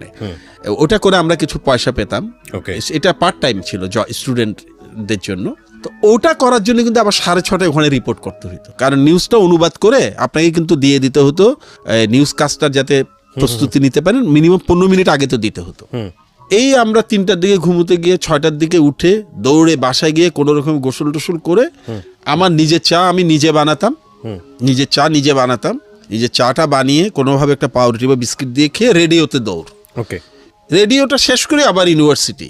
এই যে তখন ট্রেনে পড়তাম, বাসে পড়তাম, এবার 6 ঘন্টা আমার ফিক্স ছিল যে আমার 6 ঘন্টা পড়তে হবে। কিন্তু স্যার ব্রেনে তো একটা লোড নেওয়ার ব্যাপার আছে, মানে না আমি এটা মনে করি না। আমি ব্যক্তিগতভাবে বিশ্বাস করি মানুষের মগজের যে ক্ষমতা তার 1000 ভাগের 1 ভাগ এমনকি আইনস্টাইনে ব্যবহার করতে পারেনি। ট্রু। ব্রেনকে যদি আপনি লোড দিতে শিখান, আপনি আর আমি কি আজকে চাইলে ভারোত্তোলন করতে পারবো? না, পারবো না, প্র্যাকটিস করতে হবে। পারবো, কিন্তু আরেকজন পারে কিভাবে? Right, true, agreed. আপনার মগজকেও আপনাকে ভারোত্তোলনের ক্ষমতা দিতে হবে। তো এইভাবে করে কিন্তু আমরা পরীক্ষা দিয়েছি। সক্ষমতা, ব্রেনের সক্ষমতা আপনার তৈরি করতে হবে। আপনি যত চর্চা করবেন, যত লোড ব্রেনকে দিবেন, বাজে লোড দিলে ব্রেন নষ্ট হয়, বাজে চিন্তা করলে ব্রেন নষ্ট হয়। আপনি যদি পজিটিভ ভাবে ব্রেনকে ইউজ করেন, বিল গেটস এত কাজ করেন কিভাবে? কিছুদিন আগে বাংলাদেশের একজন অন্যতম শীর্ষ সফল ব্যক্তির সাথে আমার এয়ারপোর্টে দেখা হয়েছে। যতবার দেখা হয় ততবার দেখি উনি ডায়েরির মধ্যে পাজল সলভ করেন। অনেকবার দেখা হচ্ছে। সেদিন আমি তাকে জিজ্ঞেস করলাম যে স্যার আপনি সারাদিন পাজল সলভ করেন কেন? এয়ারপোর্টে যখন দেখি। উনি বললেন শুনো, এটা হচ্ছে তুমি যত সলভ করবা তত ব্রেন সচল থাকবে। এয়ারপোর্টে তো আমার আর কোনো কাজ নাই এই মুহূর্তে, এই কারণে আমি চাই না এক দণ্ড আমার ব্রেন চুপচাপ থাকুক, ডরমেন্ট থাকুক। আমি কয়েকদিন গত 3 দিন আমি হাসনাত আব্দুল হাইয়ের সাথে ছিলাম, বিখ্যাত সাহিত্যিক। ওনাকে 1 সেকেন্ড আমি বসে থাকতে পারি নাই, দেখি নাই। উনি যেন টাইম চেস করছেন, প্রতি মুহূর্তে কাজ করছেন, কোনো না কোনো কাজ করছেন, লিখছেন, কথা বলছেন, কোনো সাইন করছেন বইতে, পড়ছেন। আচ্ছা যাই বলছিলাম, এইভাবে বিসিএস দিলাম। ভাইবা বোর্ডও আমাকে প্রথমে জিজ্ঞেস করলো যে তোমার তো রিটেনের রেজাল্ট বেশ ভালো, তুমি ইনকাম ট্যাক্স কেন পছন্দ দিয়েছো? কথার মধ্যে একটু সন্দেহের ভাব, কারণ আপনি যেটা বললেন একটু আগে, এই ডিপার্টমেন্টগুলো নিয়ে একটু বাজারে অন্য ব্যাপার আছে। আমি সরাসরি বললাম স্যার, দীপাবলির প্রতি প্রবল আসক্তির কারণে আমি ইনকাম ট্যাক্স প্রথম পছন্দ দিয়েছি। And then you know that, একটা কথা বলি, আমি শুরুতে আপনাদেরকে বলেছিলাম যে ওনাকে আমি প্রথম চিনি ওনার একটা স্ট্যাটাস দিয়ে, এবং সেটা হচ্ছে উনি এই বিসিএসে যাওয়ার প্রেক্ষাপটে উনি একটা স্ট্যাটাস দিয়েছিলেন ওনার ফেসবুকে, এবং ইট গোজ ভাইরাল। এবং ভাইরাল মানে যেন তেন টাইপের ভাইরাল না, একটা খুব ভয়াবহ রকমের ভাইরাল। ওটা পড়ার পরে আমি ওনাকে কিছুটা চিনতে পারি। আর একটা বড় বিষয় হচ্ছে যে উনি যে সাবজেক্টে পড়াশোনা করেছেন সেই সাবজেক্টের উনি আমার বড় ভাই, আমিও পাবলিক অ্যাডমিনিস্ট্রেশনে পড়াশোনা করেছি। তো সেদিক থেকে একটা আগ্রহ ছিল। জি, তারপর কি হলো ভাইভাতে? যিনি ভাইবা বোর্ডের ছিলেন উনি হোয়াট, হু ইজ দীপাবলি? তখন আমি উত্তর দেওয়ার আগেই আরেকজন বললেন, how dare you to mention your fiancee here. আমি বললাম, sir actually Dipabali is a character of a fiction. তখন আরেকজন লেডি অফিসার ছিলেন, আমার মনে নাই, খুবই চমৎকার এবং শ্রদ্ধেয় মহিলা, ওনার নামটাও আসলে আমি জানি না ওইভাবে। উনি হাসতে হাসতে বললেন, ও কথা শুনেন কি বলে। আমার ধারণা উনি বুঝতে পেরেছেন। বলো। আমি বললাম, স্যার আমি এই ফর্ম ফিল আপ করার সময় সমরেশ মজুমদারের সাতকাহন পড়েছি, ওটার নায়িকার নাম Deepavali, Deepavali income tax officer, IRS সার্ভিসের সদস্য। স্যার আমি দীপাবলির প্রতি এত আসক্ত যে আমার ইনকাম ট্যাক্স অফিসার হতে ইচ্ছা হয়েছে, তাই আমি income tax officer, income tax সার্ভিসটা প্রথম পছন্দ দিয়েছি। তখন ওনারা হো করে হেসে উঠলেন, বললেন মানে হো করে হেসে উঠে বললেন যে ওকে ওকে ঠিক আছে, উই আন্ডারস্ট্যান্ড। এরপর আমরা পরের প্রশ্নে যাই। পরের প্রশ্নগুলোতে আর না যাই, এটা ইন্টারেস্টিং এই কারণে যে কিছুদিন অনেক বছর পরে, তখন সমরেশ মজুমদারের সাথে আমি এত ঘনিষ্ঠ হইনি, ওনার সাথে একটা প্রশ্নোত্তর পর্বে আমার দেখা, মানে উনি একটা সেশন করেছেন, শেষে প্রশ্নোত্তর পর্ব। তা আমি এক কোনায় পিছনে বসে আছি, এক পর্যায়ে আমি হাত তুললাম নিরীহ ভঙ্গিতে, বললাম যে একটু আমাকে দেন। তখন আমাকে দিল। তো আমি বললাম যে শ্রদ্ধেয় সমরেশ মজুমদার, আমাকে এই শহরের সবচেয়ে অজনপ্রিয় ব্যক্তিতে পরিণত করার জন্য আপনি দায়ী। তখন উনি বললেন, অবাক হয়ে কিছুটা গর্জে উঠে বললেন, আপনি এটা কি বলছেন? আপনাকে তো আমি চিনি না, আপনাকে আমি কিভাবে অজনপ্রিয় করলাম? আমি তখন বললাম, স্যার আপনার সাতকাহন পড়ে আমি ইনকাম ট্যাক্স অফিসার হয়েছি, এখন এই শহরের কেউ আমাকে পছন্দ করে না, এমনকি আমার স্ত্রীও বিশ্বাস করে তার কথা আমাকে বলে না। হ্যাঁ, তো এরপরে তো ওনার সাথে খুব মজার সম্পর্ক, যেখানেই দেখা হয় উনি অন্যদেরকে বলে ওকে আমি সবচেয়ে আনপপুলার পার্সনে পরিণত করছি। হ্যাঁ, তো ওনাকে একবার জিজ্ঞেস করেছিলাম, আপনি এত কিছু বাদ দিয়ে ইনকাম ট্যাক্স অফিসার কেন বানালেন দীপাবলিকে? বললেন যে আসলে আমি কিছুদিন ইনকাম ট্যাক্সে কাজ করেছি, আমার আর কোথাও চাকরির অভিজ্ঞতা নাই, তাই তাকে সরকারি অফিস বলতে আমি ওটাই জানি। এই কারণে বোধহয় ওনারও আত্মকথন, মানে ছোটবেলায় পর্বতে বড় হওয়া। জি জি কিছুটা। ওই বাগানটা, যে বাগানটার কথা উনি বলেছেন, ওই বাগানটার নাম পরিবর্তন করে স্বর্গছেরা বাগান রাখা হয়েছে। আমি যাব ওনার সাথে, আমাকে উনি আমন্ত্রণ দিয়ে রেখেছেন ওই বাগানে নিয়ে যাবেন, এবং উনি অপেক্ষা করছেন আমরা কখন যাব। আচ্ছা, যাই বলছিলাম, BCS এর রেজাল্ট যে দিন দেয় সেই দিন কিন্তু আমার জীবনের মোড় ঘুরে যায়। সেটা সমৃদ্ধি, উপরে উঠা, ক্ষমতা, ক্যারিয়ার, এসবের অর্থে না, মোটেও না। আমার রেজাল্ট দিয়েছিল অক্টোবরে। রেজাল্ট নেওয়াটা অদ্ভুত। খবর পেলাম যে BCS এর রেজাল্ট দিয়েছে, দৌড়ে গেলাম, পেপারে তখনও তো আসবে তো পরদিন, গেলাম চট্টগ্রাম পাবলিক সার্ভিস কমিশন অফিসে, সরাসরি সাহস করে অ্যাসিস্ট্যান্ট ডাইরেক্টর যিনি ছিলেন তার রুমে ঢুকে গেলাম। বয়স্ক একজন মানুষ দাড়িওয়ালা পান খাচ্ছেন, উনি একটু রেগে আমাকে বললেন, এই ছেলে তুমি কি চাও, কেন ঢুকেছো? আমি বললাম, স্যার BCS এর নাকি রেজাল্ট দিয়েছে, আমি পরীক্ষা দিয়েছি স্যার, এই কারণে। উনি আমার দিকে তাকিয়ে বলে, তোর নাম কি? আমি বললাম, দাউদ। আমার অফিসিয়াল নাম কিন্তু দাউদ। ওকে, আসলে আপনারা বাদল সৈয়দ আমি লেখালেখির কারণে ওইটাতে চেনেন। পুরো নাম সৈয়দ মোহাম্মদ আবু দাউদ। উনি পেপারটা না নামিয়ে বললেন, 5th ট্যাক্সেশন ক্যাডার। আমি অবাক হয়ে বললাম, স্যার আপনি কিভাবে জানেন? স্যার আমি খুব ভেবাচ্ছি, স্যার কি বললেন বুঝি নাই। উনি আবার বললেন, তুমি taxation cadre 5th position 5th। Sir আমার বিশ্বাস হচ্ছে না, এত হাজার হাজার ছেলে মেয়ে পরীক্ষা দিয়েছে, উনি আমারটা কেন জানবেন? আমাকে তো উনি চিনেন না। তখন উনি পেপারটা নামিয়ে রেখে বললেন, শুনো, BCS এর রেজাল্ট দিবে, এটা বাজারে সবাই জানে যে রেজাল্ট হবে, সবাই তো আগে তো খবর পায় রেজাল্ট হচ্ছে, বিশেষ করে আমাদের সব পাওয়া যেত।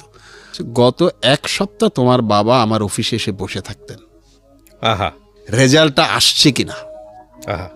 কিছুক্ষণ আগে রেজাল্ট আসার পরে সেই রেজাল্ট দেখে উনি বাড়ি ফিরে গেছেন, তাই তোমার কথা আমার মনে আছে। অসাধারণ।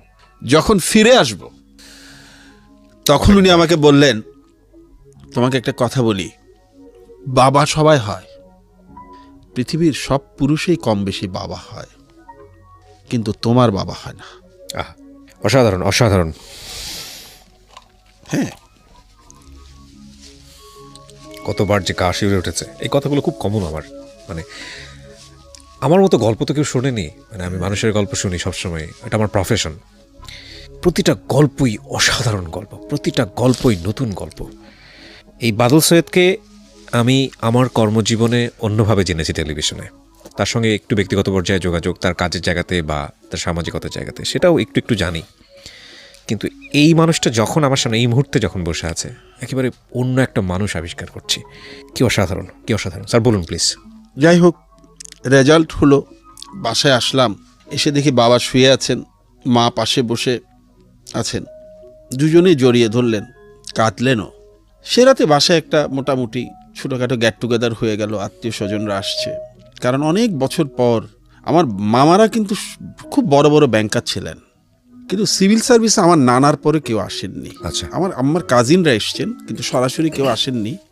আমার আম্মারা কিন্তু ইচ্ছা ছিল যে আমার নানা 37-এর সিভিল সার্ভিস অফিসার ছিলেন ব্রিটিশ আমলের, যে তার বাবার মতো হই। স্বাভাবিকভাবে খুবই আনন্দ। স্যাররা, আমার এই ভাই বোনরা আসলে, বন্ধু বান্ধবরা, আমার কাজিন রায়হান, আমার খুব প্রিয় বন্ধু হিরু, ওরা সবাই, আমরা আড্ডা মারছি। মেয়ের রাত 11টায় ঘুমোতে গেছে। ফজরের আজানের পর দেখি সেই পুরনো কণ্ঠ, যার সাথে মাঝখানে গ্যাপ হয়ে গেছে কিছুদিন, মহিউদ্দিন খান স্যার ডাকছে, এই বাদল নাম। আমি তো হুড়মুড় করে নামলাম। স্যার খবর পেয়ে এসছেন, নামাজ পড়ে রাতে আসতে পারেননি। তখন ভোর হচ্ছে। স্যার হাঁটতে হাঁটতে দুজনে রাস্তা দিয়ে হেঁটে সরু গলির রাস্তায় পার হয়ে বড় রাস্তায় এসে পড়লাম। তখন ভোর হচ্ছে। আমাদের গার্মেন্টসের কর্মীরা ক্লান্ত পায়ে কাজে যাচ্ছেন, হাতে টিফিন ক্যারিয়ার। রিক্সা চালকেরা টুংটাং শব্দ করে রিক্সা নিয়ে বেরোচ্ছেন, তাদের চোখে ঘুম। তখন আমাকে মহিউদ্দিন খান স্যার বললেন, আচ্ছা বাদল বেটা, বলতো তুই যে সারা জীবন কলেজ, ইউনিভার্সিটি, বিশ্ববিদ্যালয়ে পড়লি, কোনোদিন তো ঠিকমতো বেতনও দিতে হয়নি, ফ্রি প্রাইমারি স্কুল, এরপরে স্কলারশিপ পাওয়ার কারণে সারা বছর ফ্রি, দিতে যদি হতো মাসে 20 টাকা, তাহলে তোর টাকাটা কে দিয়েছে? আমি একটু অবাক হয়ে স্যার দিকে তাকিয়ে ভাবছি, স্যার এটা কেন বললেন? স্যার নিজেই উত্তর দিলেন, বললেন তোর টাকাটা তোকে রাস্তায় আনার কারণ আছে। এই টাকাটা এই গার্মেন্টসের মেয়েটা যে রাত 11টায় বাসায় গিয়ে রান্না করে খেয়ে ঠিক মতো না ঘুমিয়ে সকালে গার্মেন্টসে যাচ্ছে, সে দিয়েছে। যে রিক্সা চালক রিক্সা নিয়ে বের হয়েছে, সেরা লুঙ্গি পরা, উনি দিয়েছেন। ওনারা কিন্তু ওনাদের বাচ্চাদেরকে বিশ্ববিদ্যালয়ে পাঠাতে পারেন নাই, তার মানে তারা তাদের বাচ্চাকে বঞ্চিত করে তোকে পড়িয়েছে। এখন তুই একটা ভালো চাকরি পেয়েছিস, তোকে এটা ফিরিয়ে দিতে হবে। উনি বেঁচে আছেন? না, স্যার মারা গেছে। এরপরেই কিন্তু আমরা স্যারের এই কথাটা কিন্তু আমার পুরো দুনিয়া, চিন্তার ভুবন, জগৎ বদলে দেয়। আমার মনে হয় যে না, এইবার আমার দেওয়ার পালা। আমাদের সমাজ, দেশ যতটুকু দেওয়ার আমাকে দিয়েছে, এবার আমার দেওয়ার পালা। এই দেওয়ার তাগিদেই কিন্তু চাকরিতে ঢোকার কিছুদিন পরপরই আমরা পেইড ফরওয়ার্ডের কাজটা শুরু করি। আপনার আইডিয়া হয়তো থাকতে পারে যে পেইড ফরওয়ার্ড বিপন্ন শিক্ষার্থীদেরকে পড়াশোনায় ফিরিয়ে আনে, সাহায্য করে, কোনো ফান্ড রেজ করে না। আমাদের অনেক ডোনার আছেন, তাদের সাথে যারা রিসিপিয়েন্ট, যারা বিপন্ন ছাত্রছাত্রী আমাদেরকে জানায়, আমরা দুজনের মধ্যে ব্রিজিং করে দেই। এভাবে কিন্তু আমরা হাজার হাজার ছেলে মেয়েকে পড়াশোনায় ফিরিয়ে। এটা বাংলাদেশে এখন একটা মহিরুহর মতো, আমরা সেই জায়গাটায় যাব, ইন ডিটেইলি কথা বলবো। বাংলাদেশে এটা একটা ইন্টারন্যাশনাল, ইন্টারন্যাশনাল একটা অর্গানাইজেশন, রাইট? এটা ঠিক ইন্টারন্যাশনাল অর্গানাইজেশন না, একই নামে সব জায়গায় এই মুভমেন্টটা আছে। এটা ইন্টারন্যাশনাল কনসেপ্ট, ওকে, কিন্তু কেউ সবাই স্বাধীনভাবে কাজ করে। স্যার, বাংলাদেশে আপনার হাত দিয়ে এটা শুরু হলো? জি। এবং আপনারা পুরো একটা টিম হিসেবে কাজ করা শুরু করলেন কত সালের দিকে? এটা আমরা বলি এটা 90s শুরু হয়েছিল পেব্যাক সোসাইটি নামে। ওকে, পেব্যাক সোসাইটি নামে। তখন আমরা খুব ছোট আকারে 40-50 জন নিজেদের মধ্যে একটু বিপন্ন ছেলে মেয়ে পেলে আমরা সাহায্যগুলো করতাম। 2016 সালে এসে আমেরিকা থেকে আমার এক বন্ধু, যেই বন্ধুটা পেন্সিল দিয়ে আমার চোখ গেলে দেওয়ার হুমকি দিয়েছিল, ও আমাকে জানালো যে ও করতো আমাদের সাথে, বললো যে এই কাজটা যে আমরা করি, এটা কিন্তু ইন্টারন্যাশনাল একটা কনসেপ্ট আছে বেঞ্জামিন ফ্র্যাঙ্কলিনের একটা কনসেপ্ট আছে পেইড ফরওয়ার্ড নামে, যেখানে বেঞ্জামিন ফ্র্যাঙ্কলিনের কাছ থেকে একজনে, তার এক বন্ধু কিছু টাকা ধার চেয়েছিলেন, মিস্টার থর সম্ভবত নাম। বেঞ্জামিন ফ্র্যাঙ্কলিন তাকে $70 মনে হয় ধার দিয়ে একটি চিঠি দিয়েছিলেন। চিঠিতে তিনি বলেছিলেন যে এই টাকাটি আমাকে শোধ করতে হবে না, তোমার বিপদ কেটে গেলে, তোমার আর্থিক সামর্থ্য ফিরে আসতে তুমি এই $70 দিয়ে আরেকজনকে সাহায্য করবে, $70 দিয়ে। এইভাবেই আমার ঋণ শোধ হয়ে যাবে। এই জন্যই বলা হয় পে ইট ফরওয়ার্ড, একজন দিবে, নিবে, সে আরেকজনকে দিবে। রাইট। এবং পরে মিস্টার থর কিন্তু আমেরিকার সিনেটর হয়েছিলেন। তো আমার বন্ধু জানালো যে এরকম একটা কনসেপ্ট আছে, এবং এই কনসেপ্টটা পৃথিবীর অনেক দেশে, 180টা দেশে সম্ভবত এটা প্রচলন আছে, ইনক্লুডিং আমেরিকা। আমরা পেব্যাক সোসাইটিটাকে এই নামটা দেই না কেন? এই নামটা তো খুব সুন্দর, যদিও একটার সাথে একটার কোনো রিলেশন নাই, কোনো মাদার অর্গানাইজেশন নাই, কোনো নিয়ন্ত্রণ নাই। আপনিও চাইলে পে ইট ফরওয়ার্ড ঢাকা করে ফেলতে পারবেন। ওকে। তখন আমরা পে ইট ফরওয়ার্ড নামে আত্মপ্রকাশ করি 2016 সালে। তার আগ পর্যন্ত পে ব্যাক ছিল, পেব্যাক সোসাইটি। ওকে। 2016 সালে আমরা যখন তখন আমরা এটা সোশ্যাল মিডিয়া ভিত্তিক করে ফেলি। আমরা এটা করার কয়েক মাসের মধ্যে এটা সদস্য সংখ্যা 8,000-এ পরিণত হয়। এখন এটার সদস্য সংখ্যা প্রায় 25,000। আমি একটু বলি, অন্য গ্রুপের সাথে কিন্তু এই গ্রুপের একটু পার্থক্য আছে। রাইট। আপনার তো মনে হতে পারে যে 25,000 সদস্য আর কতই বা সদস্য, 5 লক্ষ গ্রুপ মেম্বার আছে, এরকম সদস্য তো আছে, 10 লক্ষ আছে, আছে না, 1 কোটি সদস্য আছে। আমার 25,000 সদস্য কিন্তু এখানে আমাদের কিন্তু একটু অন্যরকম, কারণ আমাদেরকে কিন্তু এই 25,000 সদস্য কিন্তু প্রতিনিয়ত একজন আরেকজনকে সাহায্য করে যাচ্ছেন। এখানে তিনি সদস্য হন যাকে আরেকজনের কাঁধে হাত রাখতে হয়। শুধু লেখালেখি করে দায়িত্ব শেষ না, সহানুভূতি প্রকাশ করে দায়িত্ব শেষ না। এই 25,000 সদস্য কিন্তু মানে একজন আরেকজনকে স্পর্শ করেন, ফিজিক্যালি হেল্প করেন, আর্থিকভাবে হেল্প করেন, ব্লাড দিয়ে হেল্প করেন। সো এটার সাথে 10 মিলিয়ন কাদের আছে সেটার সাথে মিলালে হবে না। অনেক সাকসেসফুল স্টোরি আছে আমি যেটা জানি ব্যক্তিগতভাবে। একটা যেটা হচ্ছে যে ওই সেকেন্ড স্টেপে আপনারা নিশ্চয়ই এসেছেন, যেহেতু একদম ধরে করছেন, মানে কেউ হেল্প করেছে, সে স্বাবলম্বী হয়েছে। অনেক আছে। আমাদের যে প্রথম যে ছেলেটি ছিল সেই তো একটি ব্যাংকের অতি উচ্চ পদস্থ কর্মকর্তা। আমাদের অনেক ছেলে মেয়ে আছে যারা দেশের বাইরে পড়াশোনা করে বেরিয়ে এসছে, যারা এখন তারা পে ব্যাক করছে। কিছুদিন আগে আমাদের একটি মেয়ে একটি বক্তৃতায় বলছিল যে সবসময় চিন্তা করতাম, ওরা আমাকে বাবা ডাকে, বলল যে বাবা কোথায় যাবেন, একসময় কোথায় যাবেন, ওরা বললো চিন্তা করতো, বললো যে আমরা একসময় চিন্তা করতাম যে বাবা কোথায় যাবেন। মানে এত আবেদন আসছে, এত তো অভিভাবক বা ডোনার বাবা পাবেন না, বাবা তখন কি করবেন। বলে সেই ভয়টা এখন আর আমরা পাই না, কারণ একসময় আমরা আবিষ্কার করলাম আমাদের ভাই বোনরা যারা বেরোচ্ছে সবাই তো অভিভাবক হচ্ছে, সবাই তো দায়িত্ব নিচ্ছে। আচ্ছা যাই হোক, মুহিউদ্দিন স্যারের কথা অনুযায়ী কিন্তু আমাদের এটা সৃষ্টি, এটার পরে আমাদের অনেস্টের সৃষ্টি, তারপরে প্যারেন্টস লাউঞ্জ, এই কাজগুলো আমরা করা শুরু করলাম। এগুলো বেশি না বলাই ভালো, এগুলি লোকজন বলাই ভালো, নিজের কথা না বলাই ভালো। এইসব ব্যাপারে এগুলি আমরা মানে আমাদের কাজগুলো অন্যরা বলাই ভালো। স্যার প্রথম আলোতে একটা রিপোর্ট হয়েছিল একটা ছেলে, হ্যাঁ প্রথম আলোতে, ওটার দায়িত্ব তো পেইড ফরওয়ার্ড। হ্যাঁ পেইড ফরওয়ার্ড, ও প্রধানমন্ত্রী স্বর্ণ পদক পেয়েছে, ও পড়াশোনা বন্ধ হয়ে গিয়েছিল। এই কাজগুলো আমি একা করি না, আমাদের সবাই মিলে করি। তবে এগুলো আসলে আমরা বেশি না বলা ভালো, কারণ কি জানেন, এগুলো কোনো বড় কাজ না। কি বলেন স্যার, এগুলো বড় কাজ না?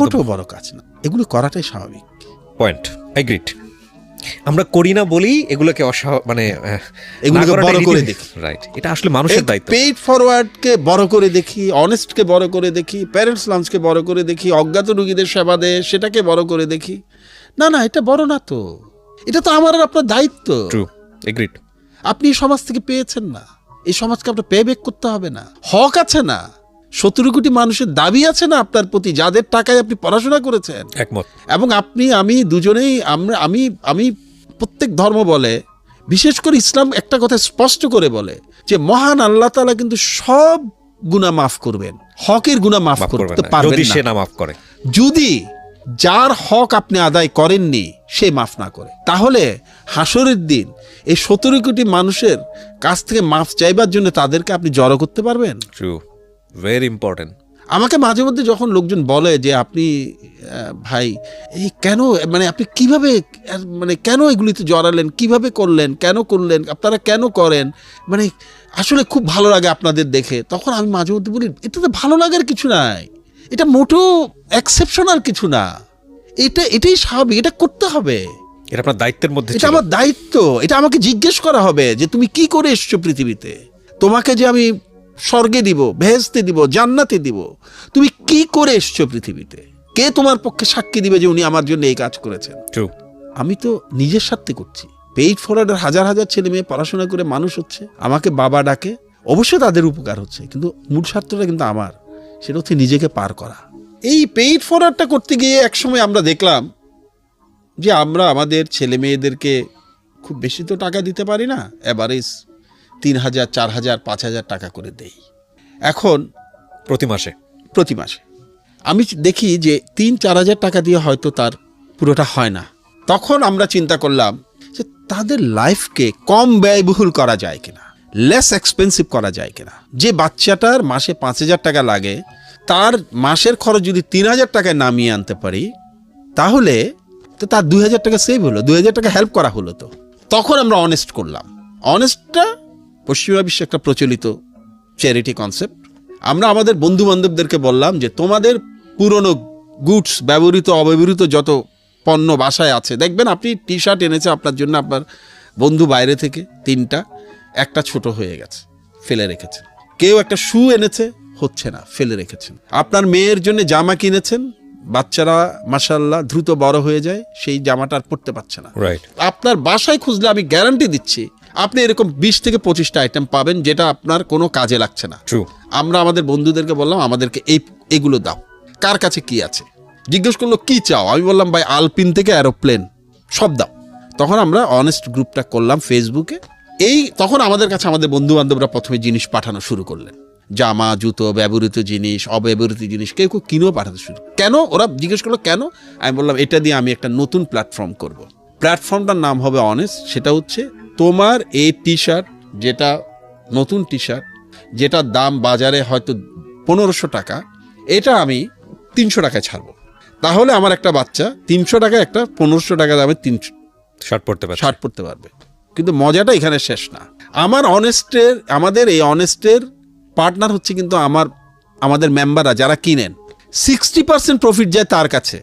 ওকে, তার মানে যখন আমি বলি যে এই শার্টটা 1500 টাকা দামের শার্টটা 300 টাকায় আমি আপনাকে দিচ্ছি, 60% প্রফিট আপনার, তার মানে 180 টাকা আপনার, 120 টাকা আমার। ওকে, তার মানে আসলে উনি শেষ পর্যন্ত এটা নিচ্ছেন 120 টাকায়। রাইট।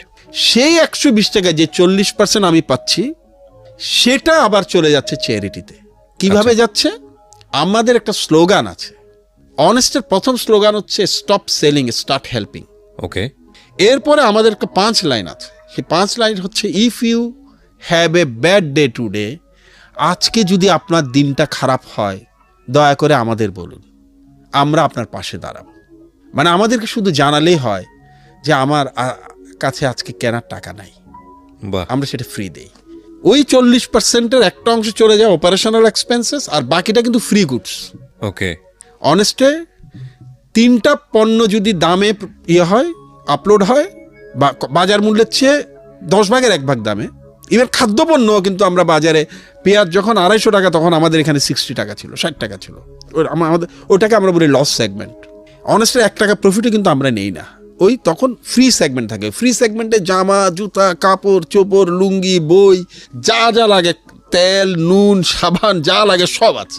আমরা বলি যে এটাকে বলি ডোনেটেড ফরওয়ার্ড, মানে যার যা লাগে শুধু আমাদেরকে বলবেন, আমরা পৌঁছে দেব।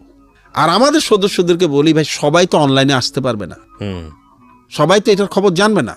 তোমরা দয়া করে তোমাদের এলাকায় যদি দেখো যে কারো বাসায় চাল নাই, কারো পরনের কাপড় নাই, কোনো বাচ্চার বই নাই, একজন অসুস্থ রুগী পড়ে আছেন, ওষুধ নাই, তোমরা পিক করে এসে নিয়ে পৌঁছে দাও। এই জন্য ডোনেটেড ফরওয়ার্ড, মানে আমরা ডোনেশনটার ব্যবস্থা করে দেবো, তুমি ফরওয়ার্ড করে দেবে। কিন্তু পরে মজার ব্যাপার হলো এই ব্যাপারটা আসলে না, মানুষ অনেক ভালো। মানুষ সম্পর্কে আমি অসাধারণ ইতিবাচক ধারণা পোষণ করি। কারণ এই যে পেইড ফরওয়ার্ডে হাজার হাজার ডোনার, হাজার হাজার অভিভাবক কোনোদিন ছিলেন না, উনি না জেনে আমেরিকা থেকে একটা বাচ্চার অ্যাকাউন্টে টাকা পাঠিয়ে দিচ্ছেন। তার কোনো রক্তের সম্পর্ক নাই, তার কোনো দায় নাই, কিন্তু তিনি আরেকজন মানুষকে বড় করছেন, নিজের বাচ্চার সাথে আরেকজন মানুষকে। অনেস্টলি দেখা গেল যে আমাদের বন্ধু বান্ধব ছাড়িয়ে কোত্থেকে যে এত ডোনেশন আসে, কার্টুনে কার্টুনে ডোনেশন। এই যে আপনার এই স্টুডিওতে ঢোকার আগে আমাকে কুরিয়ার সার্ভিসের যিনি পৌঁছে দেন, উনি বারবার ফোন করছিলেন যে একটা প্যাকেট এসছে স্যার, ভুলে ভদ্রলোক আমার ঠিকানায় পাঠিয়ে দিয়েছেন, অনেস্ট অফিসের ঠিকানায় না পাঠিয়ে। এখন আমি তো নাই, আমাকে তো পাচ্ছে না। এরকম কত মানুষ যে আছেন, কত জিনিস যে পাঠান, এবং প্রতিটা জিনিস মানুষের কাছে চলে যাচ্ছে। আর ইদানিং আমাদের একটা সুবিধা, আমরা কিন্তু একটা কথা বলি, আমাদের কোনো কাজে কিন্তু 1 টাকা ডোনেশনে নেওয়া হয় না। আচ্ছা, নেভার এভার ক্যাশ। আপনি যদি অনেস্টকে জিনিস দিতে চান, আপনার পুরোনো শার্ট দিবেন, গেঞ্জি দিবেন, আমরা নিব। আপনি অনলাইনে দেখবেন আপলোড হচ্ছে, বিক্রি চলে যাচ্ছে, মানে ভেরি মাচ ক্লিয়ার যে আপনি 10টা শার্ট দিলেন, আপনি দোকানে ঢুকে দেখলেন যে 10টা শার্ট আপলোড হয়েছে। আপনি 1 ঘন্টা পরে দেখলেন যে 10টা শার্টের মধ্যে 2টা চলে গেছে, 4টা চলে গেছে, 5টা চলে গেছে। কোনো ওয়েবসাইট আছে? হ্যাঁ, ওয়েবসাইট এবং ফেসবুক পেজের মাধ্যমে। পেইড ফরওয়ার্ডটা হচ্ছে paid forward Bangladesh let us spread kindness, okay, এটা একটা। আর এটা হচ্ছে অনেস্ট, HONEST, honestbangla.com, আর ফেসবুকে শুধু অনেস্ট। ওকে। আর এগুলো পাওয়ার আরেকটা সহজ উপায় হচ্ছে, মানে যদি এগুলো মনে না থাকে, সেটা হচ্ছে বাদল সৈয়দ, BADALSYED দিয়ে যদি আমাকে সার্চ করে খুঁজে নেওয়া যায়, আমার ওখানে গেলে এগুলো সব পাওয়া সব লিংক আছে। যাই হোক, যেমন মনে করেন আমরা কিন্তু কিছু মজার কাজ করি এই যে অনেস্টের মাধ্যমে, এই যে 40% টাকাটা দিয়ে। পরশুদিন রাতে চট্টগ্রাম বইমেলায় ছিলাম, দেখলাম 2টো তরুণ বই উল্টে পাল্টে দেখছে। দেখে একজনে রেখে দিল, পাশের বন্ধু জিজ্ঞেস করছে নিবি না, কিন্তু দেখলাম যে খুব মনোযোগ দিয়ে পড়ছে বইটা, কয়েকটা পৃষ্ঠা, রেখে দিল। নিবি না? বলে না রে, টিউশনির বেতন পাইনি। তখন ওই বন্ধুটি বলল কয়েকদিন আগে দিয়ে দিতে বল টিউশনির বেতন। তখন যে বইটি পড়ছিল সে বলল দিবে না রে। আমি জানি, যেহেতু আমি টিউশনি করছি, যদিও আমি যাদের বাসায় টিউশনি করেছি তারা অত্যন্ত ভালো মানুষ ছিলেন, সে 2জন বই না কিনে চলে গেল। সাথে সাথে আমরা অনেস্ট একটা প্রোগ্রাম চালু করলাম, সেটা হচ্ছে একদম বিনা শর্তে আমরা বই কেনার জন্য 500 টাকা পর্যন্ত লোন দেব।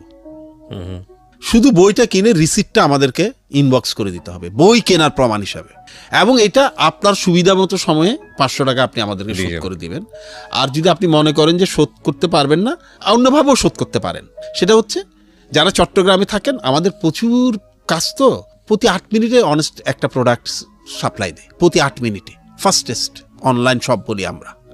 থাকেই না প্রোডাক্ট, থাকেই না, থাকবে না তো। কারণ সম্প্রতি একটা ইউরোপিয়ান বড় একটা কোম্পানি তাদের CSR এর প্রোগ্রামে আমাদেরকে নিয়ে এসছে। তারা তাদের সিজন শেষ হয়ে গেলে, যেটা ইউরোপে আপনি $50 দিয়ে, 50 পাউন্ড দিয়ে, 40 পাউন্ড দিয়ে, 30 পাউন্ড দিয়ে কিনবেন, সে কাপড়গুলো আমাদেরকে দিয়ে দিচ্ছে। আমরা এগুলো দিচ্ছি 200 টাকায়। তো থাকবে কোত্থেকে থাকবে? মানুষ তো পাগলের মতো কিনবে। তা আমরা বললাম যে তোমরা সন্ধ্যার পরে আমাদের গরিবরাই কিনছে, পুয়ার পিপলরাই কিনছে, এটা এনশিওর করেন। আমরা একটু বলি, এটা শুধু পুয়ার না, এটা আমরা মধ্যবিত্তদের জন্য ওপেন রেখেছি। ওকে, মধ্যবিত্ত, কারণ আমাদেরকে মধ্যবিত্তরা কেউ কোনো অভিভাবক আহ্বান জানিয়েছে, বলেছিলেন যে ভাই আমাদের টাকা বাঁচলে, প্রথমে শুধু ছাত্রছাত্রীদের জন্য ছিল, পরে মধ্যবিত্ত কিছু বাবা মা আমাদেরকে বললেন আমাদের টাকা বাঁচা মানে তো আমাদের বাচ্চাদের পিছনে ইনভেস্ট করা, সো আমাদেরকেও সুযোগ দেন। এখন আমরা মধ্যবিত্তদেরকে ওপেন করেছি। আমাদের প্রায় ওখানে 20,000 লোকজন কেনাকাটা করেন রেগুলার, তাদের ডাটা বেজ আছে, এবং যে কেউ কিনতে পারে, মেম্বার হতে পারে। আমরা আশা করি যে বড় মানে ধনীরা ওখানে যাবেন না, তারা সাধারণত ডোনেট করেন। আচ্ছা, যাই বলছিলাম, আমরা বলছি 500 টাকা তুমি নিয়ে যাও, তুমি তোমার সুবিধা মতো দিও, অথবা তুমি একটা কাজ করতে পারো, সন্ধ্যার পরে আমাদের এখানে চলে আসো, 5 দিন আমাদেরকে 1 ঘন্টা করে সময় দাও, 2 ঘন্টা করে সময় দাও। এই 2 ঘন্টার মধ্যে তোমাকে আমরা আপ্যায়ন করব, ফানি মোডে কাজ করব। আমরা সবাই ওখানে স্টাফ, কিন্তু সব কাজ করব, প্যাক করব, পাঠাবো। তুমি 2 ঘন্টা করে 5 দিন সময় দিলা, 2 ঘন্টা পরে তোমাকে আমরা সুন্দর একটা সার্টিফিকেট দিয়ে দেবো যে তুমি অনেস্টের সাথে ছিলে। কারণ আমাদের অনেস্ট পেইড ফরওয়ার্ডের ইন্টার্নশিপের সার্টিফিকেট কিন্তু আন্তর্জাতিক বিশ্ববিদ্যালয়গুলিও গ্রহণ করে। খুব নাম করে বিশ্ববিদ্যালয়গুলো গ্রহণ করে কিন্তু, এবং বিদেশ থেকে আমাদের এখানে সে ইন্টার্ন করে। কিন্তু জার্মানির একটা মেয়ে কিন্তু ইন্টার্ন করে গেল, গত 15 দিন আমাদের সাথে ছিল। বিউটিফুল। হ্যাঁ, তাহলে তোমার টাকাটা শোধ। তুমি 5 দিন আসো আমাদের সাথে, 2 ঘন্টা আড্ডা মারো, সাথে কাজ করো কিছু, তাহলে তোমাকে আর টাকাটা দিতে হবে না। আর যদি ওটা করতে না পারো, সুবিধা মতো সময় 500 টাকা দিয়ে যেও। আরেক খুব নাম করা ব্যাংকার লন্ডন থেকে এসে 3 দিনের জন্য স্বেচ্ছাশ্রম দিয়ে গেছেন আমাদের এখানে অনেস্টে। হ্যাঁ, যাই বলছিলাম, এভাবে আস্তে আস্তে এগুলি সৃষ্টি, তবে এগুলো কোনো বড় কাজ না। স্যার, আমি আপনার কর্মজীবন খুবই বর্ণাঢ্য কর্মজীবন, এবং বাংলাদেশের অত্যন্ত গুরুত্বপূর্ণ একজন সিভিল সার্ভিস অফিসার আপনি, এটা বাংলাদেশের সবাই জানেন, এবং সবাই আপনাকে অত্যন্ত সমীহ করেন, অ্যান্ড ইউ ডিজার্ভ ইট। সেই জায়গাটার যে অভিজ্ঞতা, সেটা একটু ছোট করে জানতে চাই। এবং আপনার খুব চমৎকার একটা অভিজ্ঞতা আছে আপনার সংসার জীবন নিয়ে, আপনার একটা কন্যা আছে আমরা যতদূর জানি। জি, এটা নিয়েও একটু জানতে চাই। প্রথমে সিভিল সার্ভিসের ব্যাপারটা একটু বলি। জানেন, আমি না অপূর্ব সৌভাগ্যবান। আমি আমার সারা চাকরি জীবনে কখনো খারাপ বস পাইনি। আমি প্রথম জয়েন করি যখন একাডেমিতে ট্রেনি হিসাবে, তখন আমরা জহির মোহাম্মদ স্যার নামে একজন স্যারকে পেয়েছিলাম। উনি খুবই কঠিন ছিলেন, কিন্তু একটা কথা উনি আমাদের মাথায় ঢুকিয়ে দিয়েছিলেন, সেটা হচ্ছে আমি আমার আন্ডারে আইনস্টাইন চাই না, আমি আমার আন্ডারে কাজের লোক চাই। হ্যাঁ, আমার আন্ডারে তুমি আইনস্টাইনকে পোস্টিং দাও আর উনি কোনো কাজ করবে না, তাহলে তো আমার কাজ হবে না। আমার চাই কাজের লোক। সো যদি সিভিল সার্ভিসে টিকে থাকতে হয়, কাজের লোক হও, আইনস্টাইন হয়ে লাভ নেই। তোমরা সবাই খুব ভালো ছাত্র ছাত্রী এখানে এসছো, আমি জানি, ওটা ভুলে যাও। এটা পুরো ডিফারেন্ট জগৎ। Don't try to be Einstein here. এরপরে আমি যখন মাঠ পর্যায়ে কাজ করতে যাই, তখন মোহাম্মদ শাহজাহান ছিলেন আমার বস। শাহজাহান স্যার আমাকে একটা কথা বলেছিলেন যে, দেখো তোমরা হচ্ছে এখন কাদামাটি, আমাদের কাছে পাঠানো হয়েছে কাদামাটি হিসাবে, তোমাদেরকে দিয়ে এখন যেরকম ইচ্ছে সেরকম মূর্তি আমি বানাতে পারবো, চাইলে দেবতাও বানাতে পারবো, দানবও বানাতে পারবো। আমার দায়িত্ব হচ্ছে দেবতা বানানো। সারা জীবন যত বস পেয়েছি, কেন জানি সবাই এরকম। অনেকেই আমাদের অনেক বন্ধুর অবজেকশন আছে, বসের সমস্যা আছে, বলে যে ডিস্টার্ব করে, বলে যে সমস্যা করে, বলে যে চাকরিতে আরাম পাচ্ছি না। আমি কোনো দিন এই চাকরি জীবনে কোনো সিদ্ধান্ত আমার উপর চাপিয়ে কেউ দেন নাই, কোনোদিন চাপিয়ে দেন নাই। আমি যেখানেই গেছি, একটা আমার বাবার মতো হতে না পারলেও তার 1000 ভাগের 1 ভাগ হওয়ার চেষ্টা করেছি। সেটার জন্য আমাকে কখনো উপর থেকে বলা হয় নাই যে এটা করো না, এইভাবে করো, এইভাবে করতে হবে, এইভাবে করো। আমি খুব দৃঢ়ভাবে বলি, আমরা যারা বলি যে উচ্চ পর্যায়ে চাপের কারণে আমরা পারি না, আমি আসলে এটা খুব বেশি বিশ্বাস করি না। আমি যখনই সিদ্ধান্ত নিয়েছি, সেটা অনেক সময় হয়তো আমার উচ্চ পর্যায়ের কর্মকর্তার বন্ধুর বিপক্ষে গেছে, উনি একবারও ডেকে আমাকে বলেন না যে এটা চেঞ্জ করে দাও। এটা হচ্ছে আপনার স্টাইলটা আপনাকে বুঝিয়ে দিতে হবে। আমি এই ধরনের মানুষ, আমার কাছ থেকে আপনি কি এক্সপেক্ট করতে পারেন। এবং আমি আমার স্যারদের যাদের সাথে আমি কাজ করেছি এবং যারা রিটায়ার করেছেন, সবার সাথে আমার সম্পর্ক কিন্তু এখনও আছে। অনেক বছর আগে জহির মোহাম্মদ সানা, যার সাথে আমি জয়েন করেছি, তার সাথে আমার রেগুলার যোগাযোগ আছে। বরং ইন সার্ভিস সিনিয়রদের চাইতে আমার সাথে রিটায়ার্ডদের সাথে বেশি যোগাযোগ। কারণ ইন সার্ভিসদের সাথে আমি একটু অস্বস্তিতে ভুগি এই কারণে, ওনারা যদি আবার মনে করেন যে আমি কোনো স্বার্থের কারণে গেছি, এই কারণে আমি বড় একটু অস্বস্তিতে ভুগি, ফর্মালের বাইরে খুব একটা ইনফর্মাল রিলেশন ডেভেলপ করি না। আমার চাকরি জীবনটা আমার খুব ভালো কেটেছে। অপূর্ব স্যার নামে একজন স্যার ছিলেন, আমি তার আন্ডারে 5 বছর কাজ করেছি। আমাকে উনি শেপে এনেছেন, উনি আমাকে শিখিয়েছেন অফিসার কীভাবে হতে হয়, সরকারি প্রজাতন্ত্রের কর্মী কীভাবে হতে হয়। মাঝখানে দীর্ঘদিন খণ্ডকালীন কাজ করেছি জাতিসংঘের সাথে, এখনও যুক্ত আছি। এই সুযোগটা প্রথমে অপূর্ব স্যার করে দিয়েছিলেন, পরে আমি ওখানে জায়গা করে নিতে পেরেছিলাম, স্থায়ী জায়গা। উনি আমাকে একটা প্রোগ্রামে যাওয়ার সুযোগ করে দিয়েছিলেন। পরে আমি কিভাবে তাদের মন জয় করে, মন জয় না, রীতিমতো পরীক্ষা দিয়ে ওখানে জায়গা করে নিয়ে দীর্ঘদিন তাদের সাথে কাজ করার অভিজ্ঞতা হয়েছে। দেশ বিদেশে প্রচুর বন্ধুত্ব হয়েছে, যাওয়ার সুযোগ হয়েছে। জাতিসংঘের যে সমস্ত ট্যাক্সেশনের উপর ইন্টারন্যাশনাল যে 3টা হ্যান্ডবুক আছে মেম্বার স্টেটদের জন্য, সেগুলো কো-অথর হওয়ার সুযোগ হয়েছে। সবগুলোই কিন্তু আসলে আমার কর্মজীবনে যারা আমার উপরে ছিলেন তাদের বদান্যতার কারণে। আমার মেয়ের ব্যাপার তো আসবই। যেমন আমার মেয়ে জন্মের যে যুদ্ধ, আমাকে কিন্তু তখন দিনের পর দিন ছুটি নিয়ে বিদেশ থাকতে হয়েছে। খুব খুব খুব কম সরকারি দপ্তরেই কিন্তু একজন কনিষ্ঠ কর্মকর্তাকে এরকম ছুটি দিয়ে থাকে। তারা কিন্তু আমাকে এটা দিয়েছেন। এবং আমাকে আমার ঊর্ধ্বতন কর্মকর্তা বলেছিলেন, মানুষ জীবনের জন্য চাকরি করে, পরিবারের জন্য চাকরি করে, শান্তির জন্য চাকরি করে। মনের মধ্যে অশান্তি রেখে চাকরি ভালো হয় না। তোমার যতদিন দরকার তুমি ছুটি। আমি যখন ভুল করেছি তারা ভুল ধরিয়ে দিয়েছেন, যখন সফল হয়েছি তারা কিন্তু আমাকে অভিনন্দন জানায়। আমার চাকরি জীবনটা খুবই স্মুথ, আমি খুবই হ্যাপি। আমার কখনো কোনো অসুবিধা হয়নি। এতদিন পার করে আসলাম 26 বছরে, আমি কখনোই কোনো ধরনের খারাপ বস কিংবা খারাপ সহকর্মী আসলে পাইনি। এটা আমি কাউকে খুশি করার জন্য বলছি না, হ্যাঁ, কাউকে খুশি করার জন্য বলছি। কারণ আমাকে যারা জানেন তারা জানেন যে আমি খুব স্পষ্টভাবে সত্য বলায় বিশ্বাসী। আপনার যেহেতু আপনাকে ফলো করি এবং ভালো লাগার জায়গাটা থেকেই ফলো করা, বিয়ে নিয়েও একটা মজার ঘটনা আছে। আমরা যত ভাবি দেখবেন নিশ্চয়ই, সে কারণে আমরা জানতে চাই। হ্যাঁ, এটা খুব মজার ব্যাপার। সেটা হচ্ছে তখন বিসিএস পরীক্ষার রেজাল্ট দিয়েছে। তখন আমি টিউশনি থেকে অবসর নিয়েছি। চিন্তা করলাম যে 1 মাস পরে তো চাকরিতে জয়েন করবো, 1 মাস একটু মজা করি, একটু ঘুরে বেড়াই। তখন আমরা একবার চট্টগ্রাম থেকে প্রায় 25 কিলোমিটার দূরে পটিয়া নামে একটা গ্রামে ক্রিকেট খেলতে যাই। এই ক্রিকেট খেলে সারাদিন ক্রিকেট খেললাম এবং খেলে যখন ফিরছি তখন তো বুঝতেই পারছেন, সারা শরীরে ধুলোবালি, ময়লা, চুল উস্কো খুস্কো।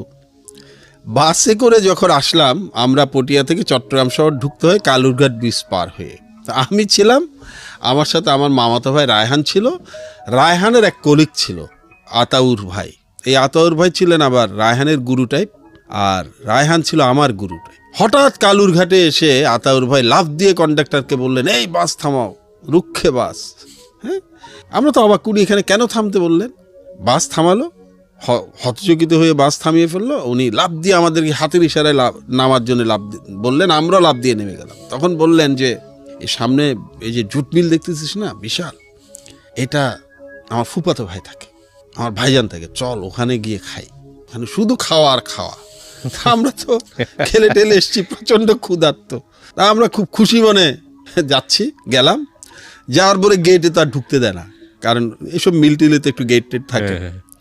ভিতরে বারবার উনি খুব মানে রাগের সাথে বলল যে আমি অমুকের আমার ফাদার ইন লর কথা আমি আব্বু ডাকি, আমার বাবার মতোই, আমি ওনার কাজিন হই। এরা পোশাক আশাক দেখে খুব একটা বিশ্বাস করে না। তাই হোক, তারপরে খবর দিল। অনেকক্ষণ পরে দেখলাম যে বসে আছি, কোনো খবর নাই। যত জিজ্ঞেস করে বলে ভিতরে খবর দেওয়া আছে, অপেক্ষা করেন। মানে আমাদেরকে পাত্তাই দিচ্ছে না গার্ডরা। একটু পরে দেখলাম যে একটা খুব সুন্দর লাল গাড়ি এসে থামলো। সেখান থেকে খুব হ্যান্ডসাম একজন ভদ্রলোক, আমার মনে আছে উনি কাবুলি স্যুট পরা ছিলেন, নামলেন, নিজে ড্রাইভ করছিলেন। খুবই সুদর্শন একজন মানুষ, খুবই স্মার্ট। দেখলাম যে আমাদের আতাউর ভাই খুব লাফ দিয়ে উঠে ওনার পায়ের উপর ঝাঁপিয়ে পড়লো, ভাইজান ভাইজান বলে। তখন বুঝলাম যে ইনি ওনার ফুফাতো ভাই। ওকে, উনি নিজেই আমাদেরকে নিয়ে যেতে চলে এসছেন, কারণ গেট থেকে অনেক ভিতরে বাড়ি। আচ্ছা আচ্ছা, ওনার বাংলোটা অনেক ভিতরে। He was so nice, wonderful gentleman, যে উনি কিন্তু নিজে গাড়ি চালিয়ে চলে এসেছেন, কাউকে পাঠাননি। পরে আমরা ওনার গাড়িতে উঠলাম, তো গেলাম। খুব সুন্দর বাড়ি, অসাধারণ। পেছনেই কর্ণফুলী নদী, একদম মানে বাড়িটার সাথেই কর্ণফুলী নদী। পা অলমোস্ট নদীতে পা ডুবিয়ে চা খাওয়া যায় এই অবস্থা। প্রচুর খাওয়া, ওগুলো খেয়ে দিয়ে খুব খুশি মনে বাড়ি ফিরলাম। বাড়ি ফিরে পরদিন সকালে আমি আবার রায়হানের বাসায় গিয়ে হাজির।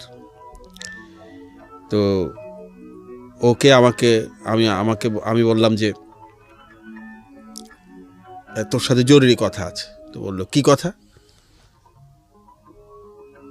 আমি বললাম মাধুরী দীক্ষিত, আমার মনে আছে এখন, মাধুরী দীক্ষিত ওর একটা কোনো একটা বোধহয় মুভি তখন রিলিজ হয়েছিল ওনার, ওই মুভিটা দেখবি, ভিসিআরে দেখবি, ভিসিপিতে দেখবি, আমার কাছে আছে। আমি বললাম না এটা না। তাহলে কি? আমি মাধুরী দীক্ষিতকে বিয়ে করবো। ওরে তুই কি মাথা খারাপ, তুই গাঁজা টাজা খাইছিস? কি বলিস এগুলি? আমি মাধুরী দীক্ষিতকেই বিয়ে করবো। বলে মাধুরী দীক্ষিতকে বিয়ে করবি মানে তুই কি পাগল নাকি? আমি বললাম কালকে যে বাসায় গেছি ওই বাসার সেজো মেয়ে কি মাধুরী দীক্ষিতের চেয়ে কম সুন্দর? তো ও আমাকে বললো, ও সোজা হাঁটা দিল, বললো আমি এগুলিতে নাই, ফুপু শুনলে আমারে বটি দিয়ে 2 ভাগ করবে, মানে আমার আম্মা 2 ভাগ করবে, আমি এগুলিতে নাই, তোর ব্যাপার তুই সামলা।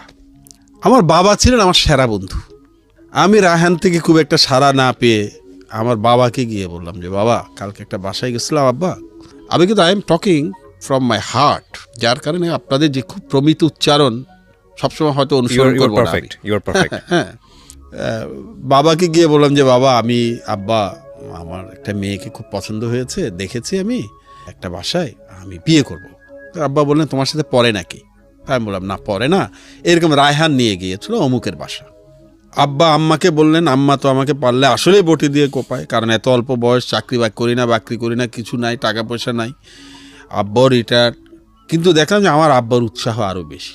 উনি লাভ দিয়ে বললেন যে ডেফার্ড ম্যারেজ সাফার্ড লাইফ, দেরিতে বিয়ে করলে ভুগতে হয়, কোনো সমস্যা নেই, শুধু একটাই সমস্যা, ওনারা তোমার সাথে ওনাদের মেয়ে বিয়ে দিবে কিনা। দেয়ার ওয়াজ এ ডিফারেন্স, বিগ ডিফারেন্স। কিন্তু আমার মনে হয় যে আমার বাবা খুব ভালো মার্কেটিয়ার ছিলেন, আমার মনে হয় আর কি। মানুষকে উনি ওনার এই কালো পাতলা মানে এই ছেলেটিকে যে তখন চাকরিতে জয়েন করেনি, যেভাবে ওই পরিবারকে সেল করে ফেললেন, আমার অতীত বর্তমান ভবিষ্যৎকে তারা রাজি হয়ে গেলেন। তা আমার মনে হয় যে আমার বাবা ওই মার্কেটিং সেন্স খুব ভালো, এবং শুধু তাই না, এটাও দেখলাম যে শুধু ওনারা না, পরিবার না, মাধুরী দীক্ষিত স্বয়ং আমার বাবার ভক্ত হয়ে গেছে। তো ওখান থেকে বিয়ের সূত্রপাত। এরপরে আমি জাস্ট 10 দিনের মধ্যে এনগেজমেন্ট হয় এবং আমি চাকুরিতে ঢুকার 4 দিনের মাথায় বিয়ে করি। জাস্ট আমরা চাকরিতে ঢুকার কয়েকদিনের পরেই বিয়েটা হয়। সো আপনি তখন 21 or 22? 24। আমরা অ্যাপ্লাই করেছি 21-এ, জয়েন করতে করতে 24-এ আপনি বিয়ে শাদী করলেন? বিয়ে শাদী সব কমপ্লিট করে ফেলেছি আমি। আমার বাবা এবং আমার বাবার সাথে আমার স্ত্রীর সম্পর্কটা মায়ের সাথেও আসলেই স্বর্গীয় ছিল, আসলেই স্বর্গীয় ছিল। You are lucky enough. মানে আমি খুবই ভাগ্যবান। এবং আমার প্রত্যেকটা কাজ, আমাদের এই যে পেইড ফরওয়ার্ড বলেন, অনেস্ট বলেন, প্যারেন্টস লাউঞ্জ বলেন, আমাদের আই হ্যাভ এ ড্রিম, আমাদের বাচ্চাদের জন্য আরেকটা প্রোগ্রাম আছে ব্যাকপ্যাক ফর এডুকেশন, যেখানে সারা বছরের শিক্ষা সামগ্রী কিনে ব্যাকপ্যাকে ভরে আমরা কয়েক হাজার ছাত্রছাত্রীকে দিয়ে দেই। এই প্রত্যেকটা কাজের পেছনে কিন্তু আমার স্ত্রীর অবদান আছে। ও প্রতিটা কাজে শুধু উৎসাহ দেয় না, রীতিমতো আমাকে বাধ্য করে যে এই প্রজেক্টটা তোমাকে নিতে হবে, এটা তোমাকে করতে হবে। অসাধারণ, স্যালুট ইউ ভাবে। এটা তোমাকে করতে হবে, এটা তোমাকে করতে হবে। এবং একটা বাচ্চার প্রবলেম যখন সলভ হয় তখন আমার মনে হয় যে সে আমার চেয়ে বেশি খুশি হয়। একজন রুগী যখন সুস্থ হয়ে বাড়ি ফিরে যান, আমার মনে হয় যে ও আমার চেয়ে বেশি খুশি হয়।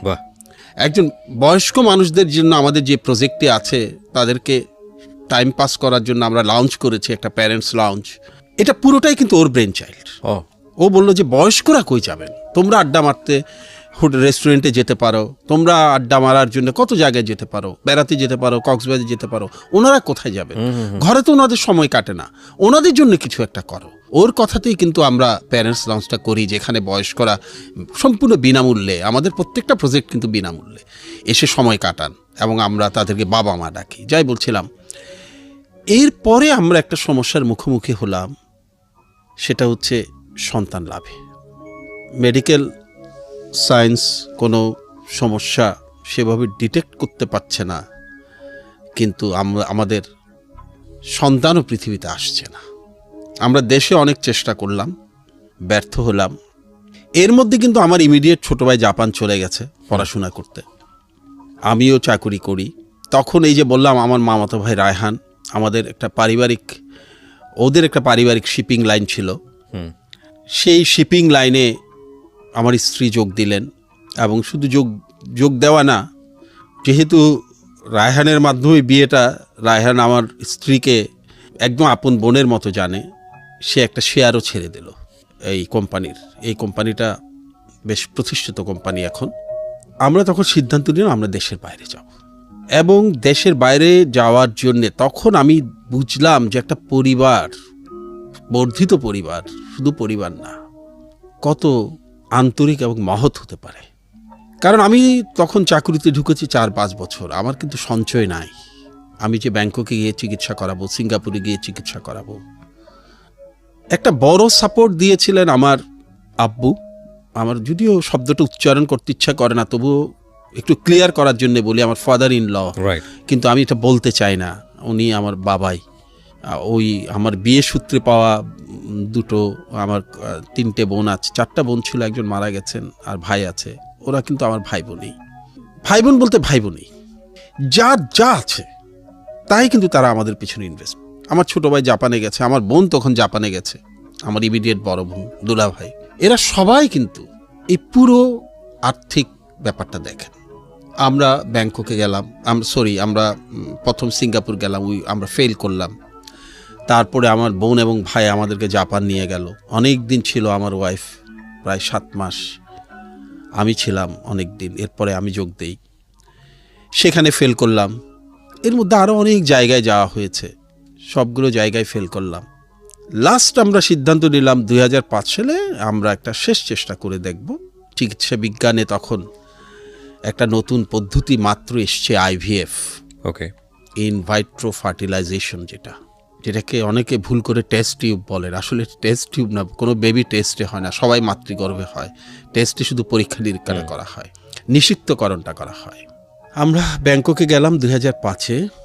যেদিন চিকিৎসা শুরু হবে তার আগের রাতে আমরা ব্যাংককের একটা হোটেলে দাঁড়িয়ে, আমি এবং আমার স্ত্রী দুজনে হাত রেখে একটা প্রতিজ্ঞা করলাম। প্রতিজ্ঞা হচ্ছে, যেই চিকিৎসায় আমরা যাচ্ছি এর সাকসেস রেট 5% অনলি তখনও, এখন একটু বেড়েছে 5%। পৃথিবীতে তখন এই ধরনের সাকসেসফুল কেসের সংখ্যা হাতে গোনা। আমাদের বছর খানেক আগে বা 2 বছর আগে একটা কাপল সফল হয়েছেন আমেরিকায়। তারা হচ্ছেন প্রেসিডেন্ট বারাক ওবামা এবং মিশেল ওবামা। যার কারণে কিন্তু অনেকটা এই কারণেই আপনি হয়তো জানেন যে আমার মেয়ে রোজাবেল সাথে এবং আমাদের সাথে ওবামা ফ্যামিলির একটা যোগাযোগ আছে মেইলে, ইন্টারনেট, এই মেইলে আর কি, মেইলেই যোগাযোগটা। তবে যোগাযোগটা আজকে অনেক দিন থেকে 2008 থেকে যোগাযোগটা চলছে, নিত্য যোগাযোগ আছে। Very good. হয়তো এটাও একটা কারণ তারা আমাদেরকে আপন করে নেওয়ার, কিছুটা আপন করে নেওয়ার। দেখা হয় নাই বা কোনোদিন হয়তো দেখা হবে না, ওকে, হ্যাঁ, কিন্তু আমাদের ভার্চুয়াল রিলেশনটা খুব ভালো। ওয়াদা করছিলাম, ওয়াদাটা হলো যে আমাদের চিকিৎসা যদি সফল হয় এবং আমাদের কোনো সন্তান যদি পৃথিবীতে আসে, তাকে আমরা আমাদের সন্তান বিবেচনা করব না, তাকে আমরা পৃথিবীর জন্য উৎসর্গ করব। তার কাজ হবে মানুষের সেবা করা। ফরচুনেটলি সেবারে মিরাকলটা ঘটে গেল। আল্লাহ কবুল করেছে। 5%-এর মধ্যে সফল হওয়া অর্থে এই অর্থে যে আমার স্ত্রী গর্ভবতী হল IVF এর মাধ্যমে। 3 মাস পরে আমরা দেশে চলে আসলাম। দেশে চলে আসার পর একটা অত্যন্ত অনাকাঙ্ক্ষিত ঘটনা ঘটে গেল। দেখা গেল যে হঠাৎ করে আমার স্ত্রীর প্রচুর রক্তপাত শুরু হলো। তাকে খুব দ্রুত হাসপাতালে নিয়ে যাওয়া হলো এবং ডাক্তাররা বললেন যে we are to take it out. আমাদের তো মাথায় আকাশ ভেঙে পড়ার মতো অবস্থা। কিন্তু মানুষ কত মহৎ হয়ে দেখেন, যখন সমস্ত ডাক্তাররা সিদ্ধান্ত দিলেন যে এটা টেক আউট করে ফেলতে হবে, তখন কিন্তু একজন ইন্ডিয়ান ডক্টরের কাছে আমরা যেতাম। উনি মাঝে মধ্যে বাংলাদেশে আসতেন, ডক্টর শিশির দত্ত। উনি আমার স্ত্রীকে মা ডাকতেন, আমার স্ত্রী তাকে বাবার মতো শ্রদ্ধা করত। আমরা খবর পেলাম যে ফরচুনেটলি তখন উনি চট্টগ্রামে আছেন কারণ আছে। উনি বাংলাদেশে বেড়াতে এসে কক্সবাজার গিয়ে ঘোড়ায় চড়েছিলেন, ঘোড়া থেকে পড়ে গিয়ে কোমর ভেঙে ফেলেছেন। পুরোটা লোহার একটা খাঁচা দিয়ে ওনার কোমরটা বেঁধে রাখা হয়েছে, উনি শুয়ে আছেন, মানে ওই খাঁচাটার মধ্যে ওনার কোমরটা করা আর কি, ঠিক করার জন্য। যখন আমি তো যেতে পারছি না হসপিটাল থেকে, আমাদের একজন আত্মীয় ওনার কাছে গেল, তো বলল যে এই অবস্থা কি করা যায়। তখন উনি বললো একটা অ্যাম্বুলেন্স খবর দাও। ওনার সাথে যারা আছে তারা বললো মানে কি করবেন আপনি? বলে আমি অ্যাম্বুলেন্সে শুয়ে শুয়ে ওকে দেখতে যাব। আপনি কি পাগল নাকি? এই অবস্থা আপনি যাবেন কিভাবে? তখন ডক্টর শিশির দত্ত উত্তর দিলেন, এই মেয়ে আমাকে বাবা ডেকেছে, তার বিপদের সময় আমি পাশে দাঁড়াবো না, এটা হতে পারে না। শিশির দত্ত আসলেন, তাকে ধরে ধরে হলি ক্রিসেন্ট হসপিটালে তোলা হলো। তিনি একটা হুইল চেয়ারে অনেক কষ্ট করে বসলেন, বসে আমার দিকে তাকিয়ে বললেন, এই আমি বসলাম, ভগবান যতক্ষণ না তোমার স্ত্রীকে সুস্থ করে আমি উঠব না। অন্যদেরকে বললেন, don't take out, let me try. Doctor Shishir Dutta সে অবস্থায় 3 দিন আমার স্ত্রীর পাশে ছিলেন, শুধুমাত্র প্রাকৃতিক প্রয়োজন ছাড়া তাকে ছেড়ে যান নাই। 3 দিন পরে তিনি বললেন, now situation is settled little bit. তবে 4 মাস, মাতৃগর্ভের 4 মাস মানে 16 সপ্তাহ বোধ হয়, 16 সপ্তাহ হতে আর 1 সপ্তাহ বাকি আছে। এই 1 সপ্তাহ যদি কাটিয়ে দিতে পারি তাহলে ওরা নিরাপদ। তবে তুমি তোমার স্ত্রীকে এখানে রাখতে পারবে না, তাকে আবার বাইরে পাঠাতে হবে, কারণ পরিস্থিতি যদি আবার এরকম হয় এখানে হ্যান্ডেল করতে পারবে না। 1 সপ্তাহ কাটার পরে উনি চলে গেলেন। এরপরে ডক্টর তাহের খান দায়িত্ব নিলেন, চট্টগ্রামের বিখ্যাত ডাক্তার। 5 মাস পরে তিনি বললেন যে এবার তোমরা চেষ্টা করো বাইরে চলে যাওয়ার, যেহেতু তোমাদের এটা ভ্যালুয়েবল চাইল্ড এবং দ্বিতীয়বার এই চিকিৎসা করাটা সুযোগ খুবই ব্যয়সাধ্য, পারবো না। তখন আমার স্ত্রীর খালা আমেরিকায় ছিলেন, উনি সব টিকিট পাঠিয়ে দিলেন। এবং তখন কিন্তু আমার স্ত্রী মানে হসপিটাল থেকে ছেড়ে বাসায় এসছে 5 মাসের মাথায়, মানে বাচ্চার 5 মাসের মাথায়, ওম্বে গর্ভে। সে বললো যে আমি আমেরিকার এম্বাসিতে দাঁড়াবো। তা আমরা বললাম যে তুমি কীভাবে তুমি সিঙ্গাপুর যাও, ব্যাংকক যাও। ও বললো যে না, আমি কোথাও আস্থা পাচ্ছি না, কারণ আমাকে ব্যাংকক থেকেও বলা হলো যে আমরা শিওর না এটা হ্যান্ডেল করতে পারবো কিনা, কারণ ব্যাংককের hospital it was the first successful case. আমার স্ত্রী সাহস করে আমেরিকার এম্বাসিতে আসলো এবং এই জাতীয় কেসকে কিন্তু ভিসা দেন আপনি জানেন, কারণ এটা তো আমেরিকান গভর্নমেন্টের অনেক দায়িত্ব চলে আসে, রাইট, তার নাগরিকত্ব দিতে হয়, অনেক কিছু ব্যাপার আছে। আমরা মানুষ আসলে অনেক ভালো জানেন, যে আমার স্ত্রীকে কিন্তু ওরা ভিসাটা দিয়ে দিল সব জানার পরেও, যে সেই চিকিৎসা করতে যাচ্ছে তার বাচ্চা, এবং শুধু তাই না, তারা বাচ্চার জন্য প্রার্থনাও করলেন যে আমরা উই আর প্রেয়িং। তো আমার বাচ্চা শেষ পর্যন্ত আমেরিকাতেই হয় 2005 সালে। আমি তখন থাকতে পারিনি, কারণ আমার ছুটি পেতে দেরি হচ্ছিল, ছুটি না ওই ছুটির পরে ভিসার জন্য যখন অ্যাপ্লাই করলাম, তখন ওই যে আপনার আমাদের যে 9/11 ঘটনা ঘটার কারণে একটু ভিসার করা করেছিল, ওই যে আপনার ক্লিয়ারেন্সটা আসতে হয়, সিকিউরিটি ক্লিয়ারেন্স আসতে দেরি হতে আমি আমার বাচ্চা হওয়ার 1 মাস পরে আমেরিকা গিয়ে পৌঁছাই। ফিরে আসার পরে আমি একদিন কি মনে করে অফিসে বসে অফিস আওয়ারের শেষে পুরো কাহিনীটা লিখতে লাগলাম। আমি কিন্তু আমি আমার স্ত্রী কিন্তু day to day diary maintain করতাম, বাচ্চাকে চিঠি লিখতাম, ও যখন গর্বে ছিল, হ্যাঁ বাচ্চাকে, আমার মেয়েকে পরে তো জানলাম মেয়ে হলো, ওকে চিঠি লিখতাম, তখন নাম জানতাম না, চিঠি লিখতাম, তখন বাবু ডেকে চিঠি লিখতাম, বাবু আজকে এটা হয়েছে, আজকে ডপলারে তোমার আওয়াজ শুনেছি, তোমাকে কখন দেখবো। প্রতিদিন আমিও চিঠি লিখতাম একটা ডায়েরিতে, আমার ওয়াইফও চিঠি লিখতো। ওগুলিকে কম্পাইল করে আমি অসম্ভব ইমোশনাল হয়ে ওর স্ট্রাগলটা লিখে ফেললাম, টোটাল স্ট্রাগলটা লিখে আমি কি মনে করে জানি এটা প্রথম আলোর আনিসুল হককে পাঠিয়ে দিলাম। ওনার সাথে কিন্তু আমার পরিচয় নাই, শুধু লেখালেখির পরিচয়, মানে লেখালেখি মানে আমার লেখা উনি চিনেন না, আমাকে তো তখনও লেখক হিসেবে কেউ চিনে না, কিন্তু ওনার লেখা তো সব সারা বাংলাদেশ চিনে।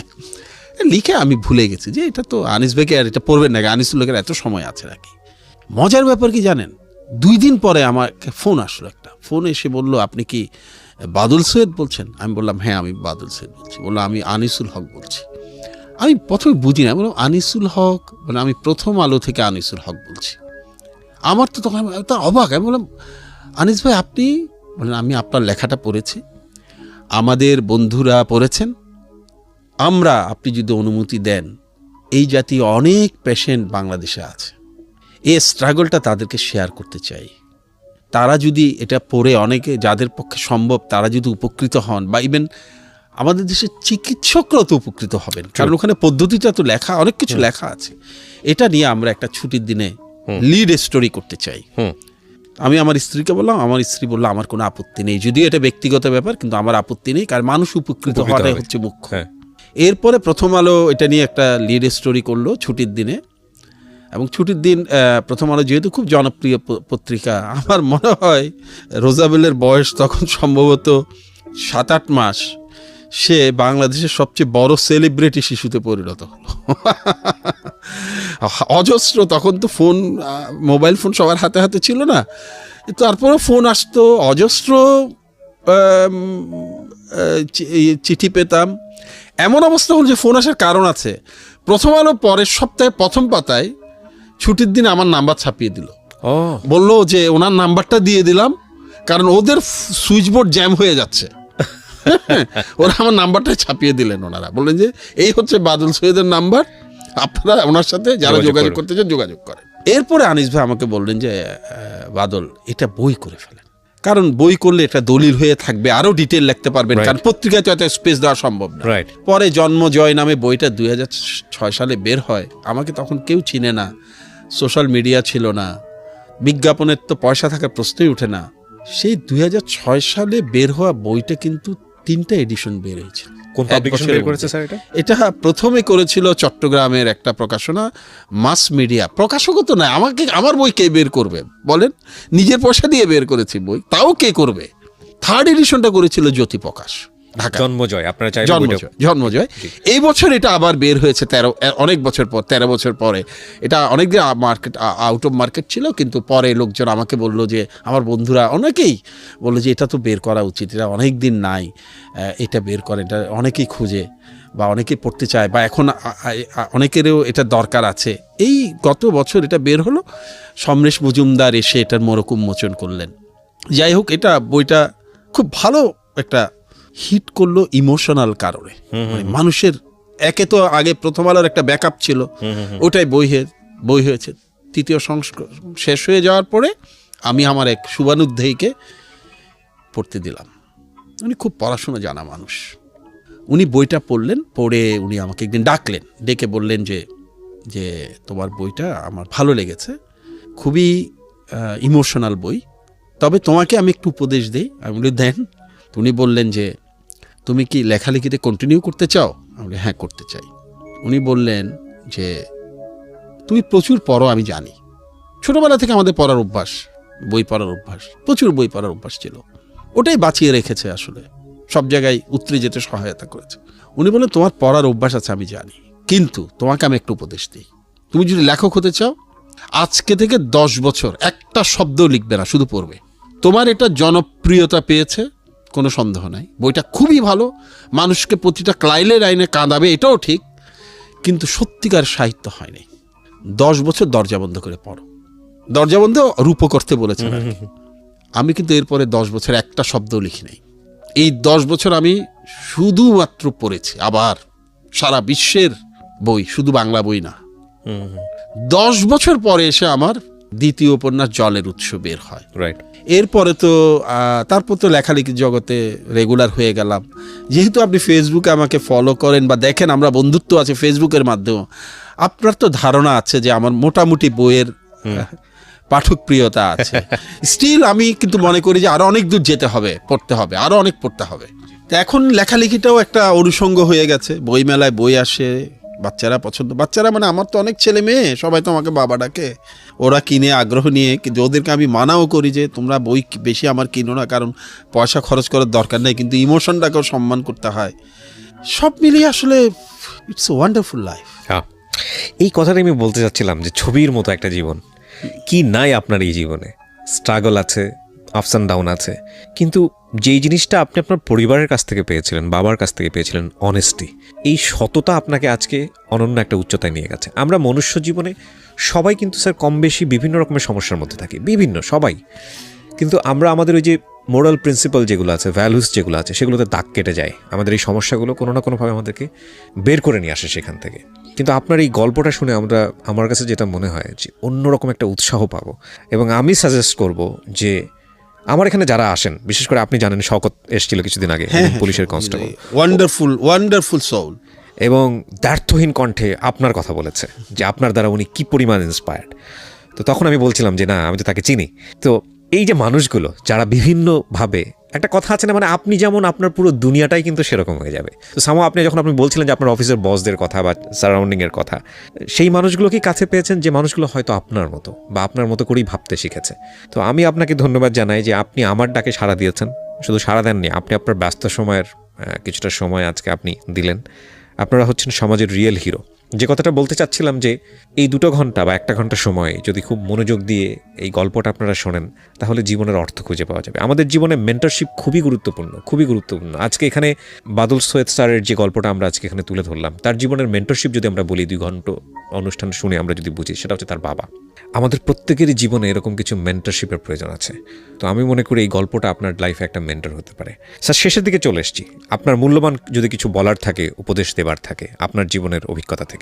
হ্যাঁ, আমার জীবনের অভিজ্ঞতা থেকে আমি একটা কথা প্রথমে আমি বলি, আমার দীর্ঘ সাক্ষাৎকার শুনে যারা শ্রোতা আছেন, দর্শক আছেন, তাদের মনে হতে পারে যে ওনার মতো মানুষ হয় না, কিন্তু আমারও অনেক ভুল আছে, ট্রু, আমারও অনেক দোষ আছে, যেগুলো হয়তো আলোচনায় আসেনি। ট্রু, আসেনি, তাই আমাকে অনেক কম্প্রোমাইজ হয়তো আমারও আছে। আমি তো এই কারণেই বললাম যে আমার বাবার 1000 ভাগের 1 ভাগও হতে পারে, এগুলো হয়তো আলোচনায় আসেনি। যেই ভুলগুলো আমি করেছি সেগুলো আমি চাই না অন্য কেউ করুক। 1 নাম্বার, আমার যারা তরুণ বন্ধু যারা শুনবেন, তাদের প্রতি উপদেশ, সেই কাজ কখনো করা যাবে না যে কাজটার কথা গিয়ে আমি আমার মা কিংবা বাবাকে বলতে না পারি। যারা বয়স্ক আছেন তাদেরকে আমি বলবো সেই কাজটা করবেন না যেটা নিজের বাচ্চাকে গিয়ে বলতে পারেন। এটা আরেকটা কথা আমি বলি যে আমরা মানুষের জন্য কাজ না করাটাই অস্বাভাবিক। মানুষকে ভালোবাসলে, মানুষের প্রতি মমতা দেখালে যে পরিমাণ রিটার্ন পাওয়া যায় উপরওয়ালা থেকে, এটা আর কিছু থেকে পাওয়া যায় না। এই সহজ বিনিয়োগের সুযোগটা আপনি ছাড়বেন কেন? এবং আমি সত্যি কথা কি জানেন, আমি গভীরভাবে বিশ্বাস করি, আজকে আমার রাজকন্যার মতো মেয়েটি আমার কোলে এসছে কিন্তু মানুষের দোয়ায়। আমরা বিশ্বাস করি। বয়স কত স্যার ওরা? এখন 14 চলছে। আচ্ছা, 14 চলছে। তো আমার শেষ কথা হবে, সবাই আমরা অনেকেই বলি যে, আমিও বলি এটা আমিও বলি যে খালি হাতে এসেছিলাম, খালি হাতে যাব, এটা আমার লক্ষ্য। কিন্তু আমি একটা প্রশ্ন করি, মনে করেন আমি সিদ্ধান্ত নিলাম খালি হাতে এসেছিলাম, খালি হাতে যাব না, আমি কি নিয়ে যেতে পারবো? আসলে তো পারবো না। কেউ পারে নাই। মিশরের ফারাও সম্রাটরা চেষ্টা করেছিলেন ধন সম্পত্তি দাস দাসী কবরে নিয়ে যেতে, ডাকাতরা কবরেও শান্তিতে থাকতে দেয় না।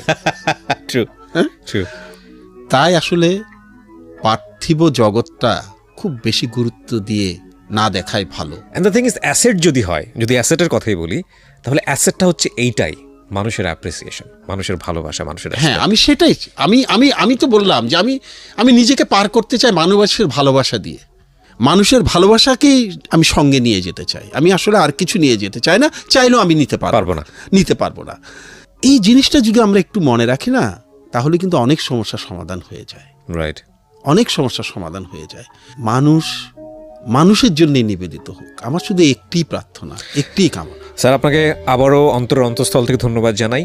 আপনার দীর্ঘায়ু আমরা কামনা করি এবং আমরা বিশ্বাস করি একটা প্রদীপের লক্ষ লক্ষ প্রদীপ জ্বালানোর শক্তি আছে, সেটাই হয়। আমরা বিশ্বাস করি এই অনুষ্ঠান দেখে আপনার মতো করেই হয়তো কেউ ভাববেন এবং তারা তাদের মতো করে সমাজে কন্ট্রিবিউশন রাখার চেষ্টা করবেন। আবারও ধন্যবাদ জানাই আমাদেরকে সময় দেওয়ার জন্য। আপনাকে অনেক অনেক ধন্যবাদ। যারা শুনছেন এবং সোশ্যাল মিডিয়াতে যারা দেখছেন, সবার জন্য অনেক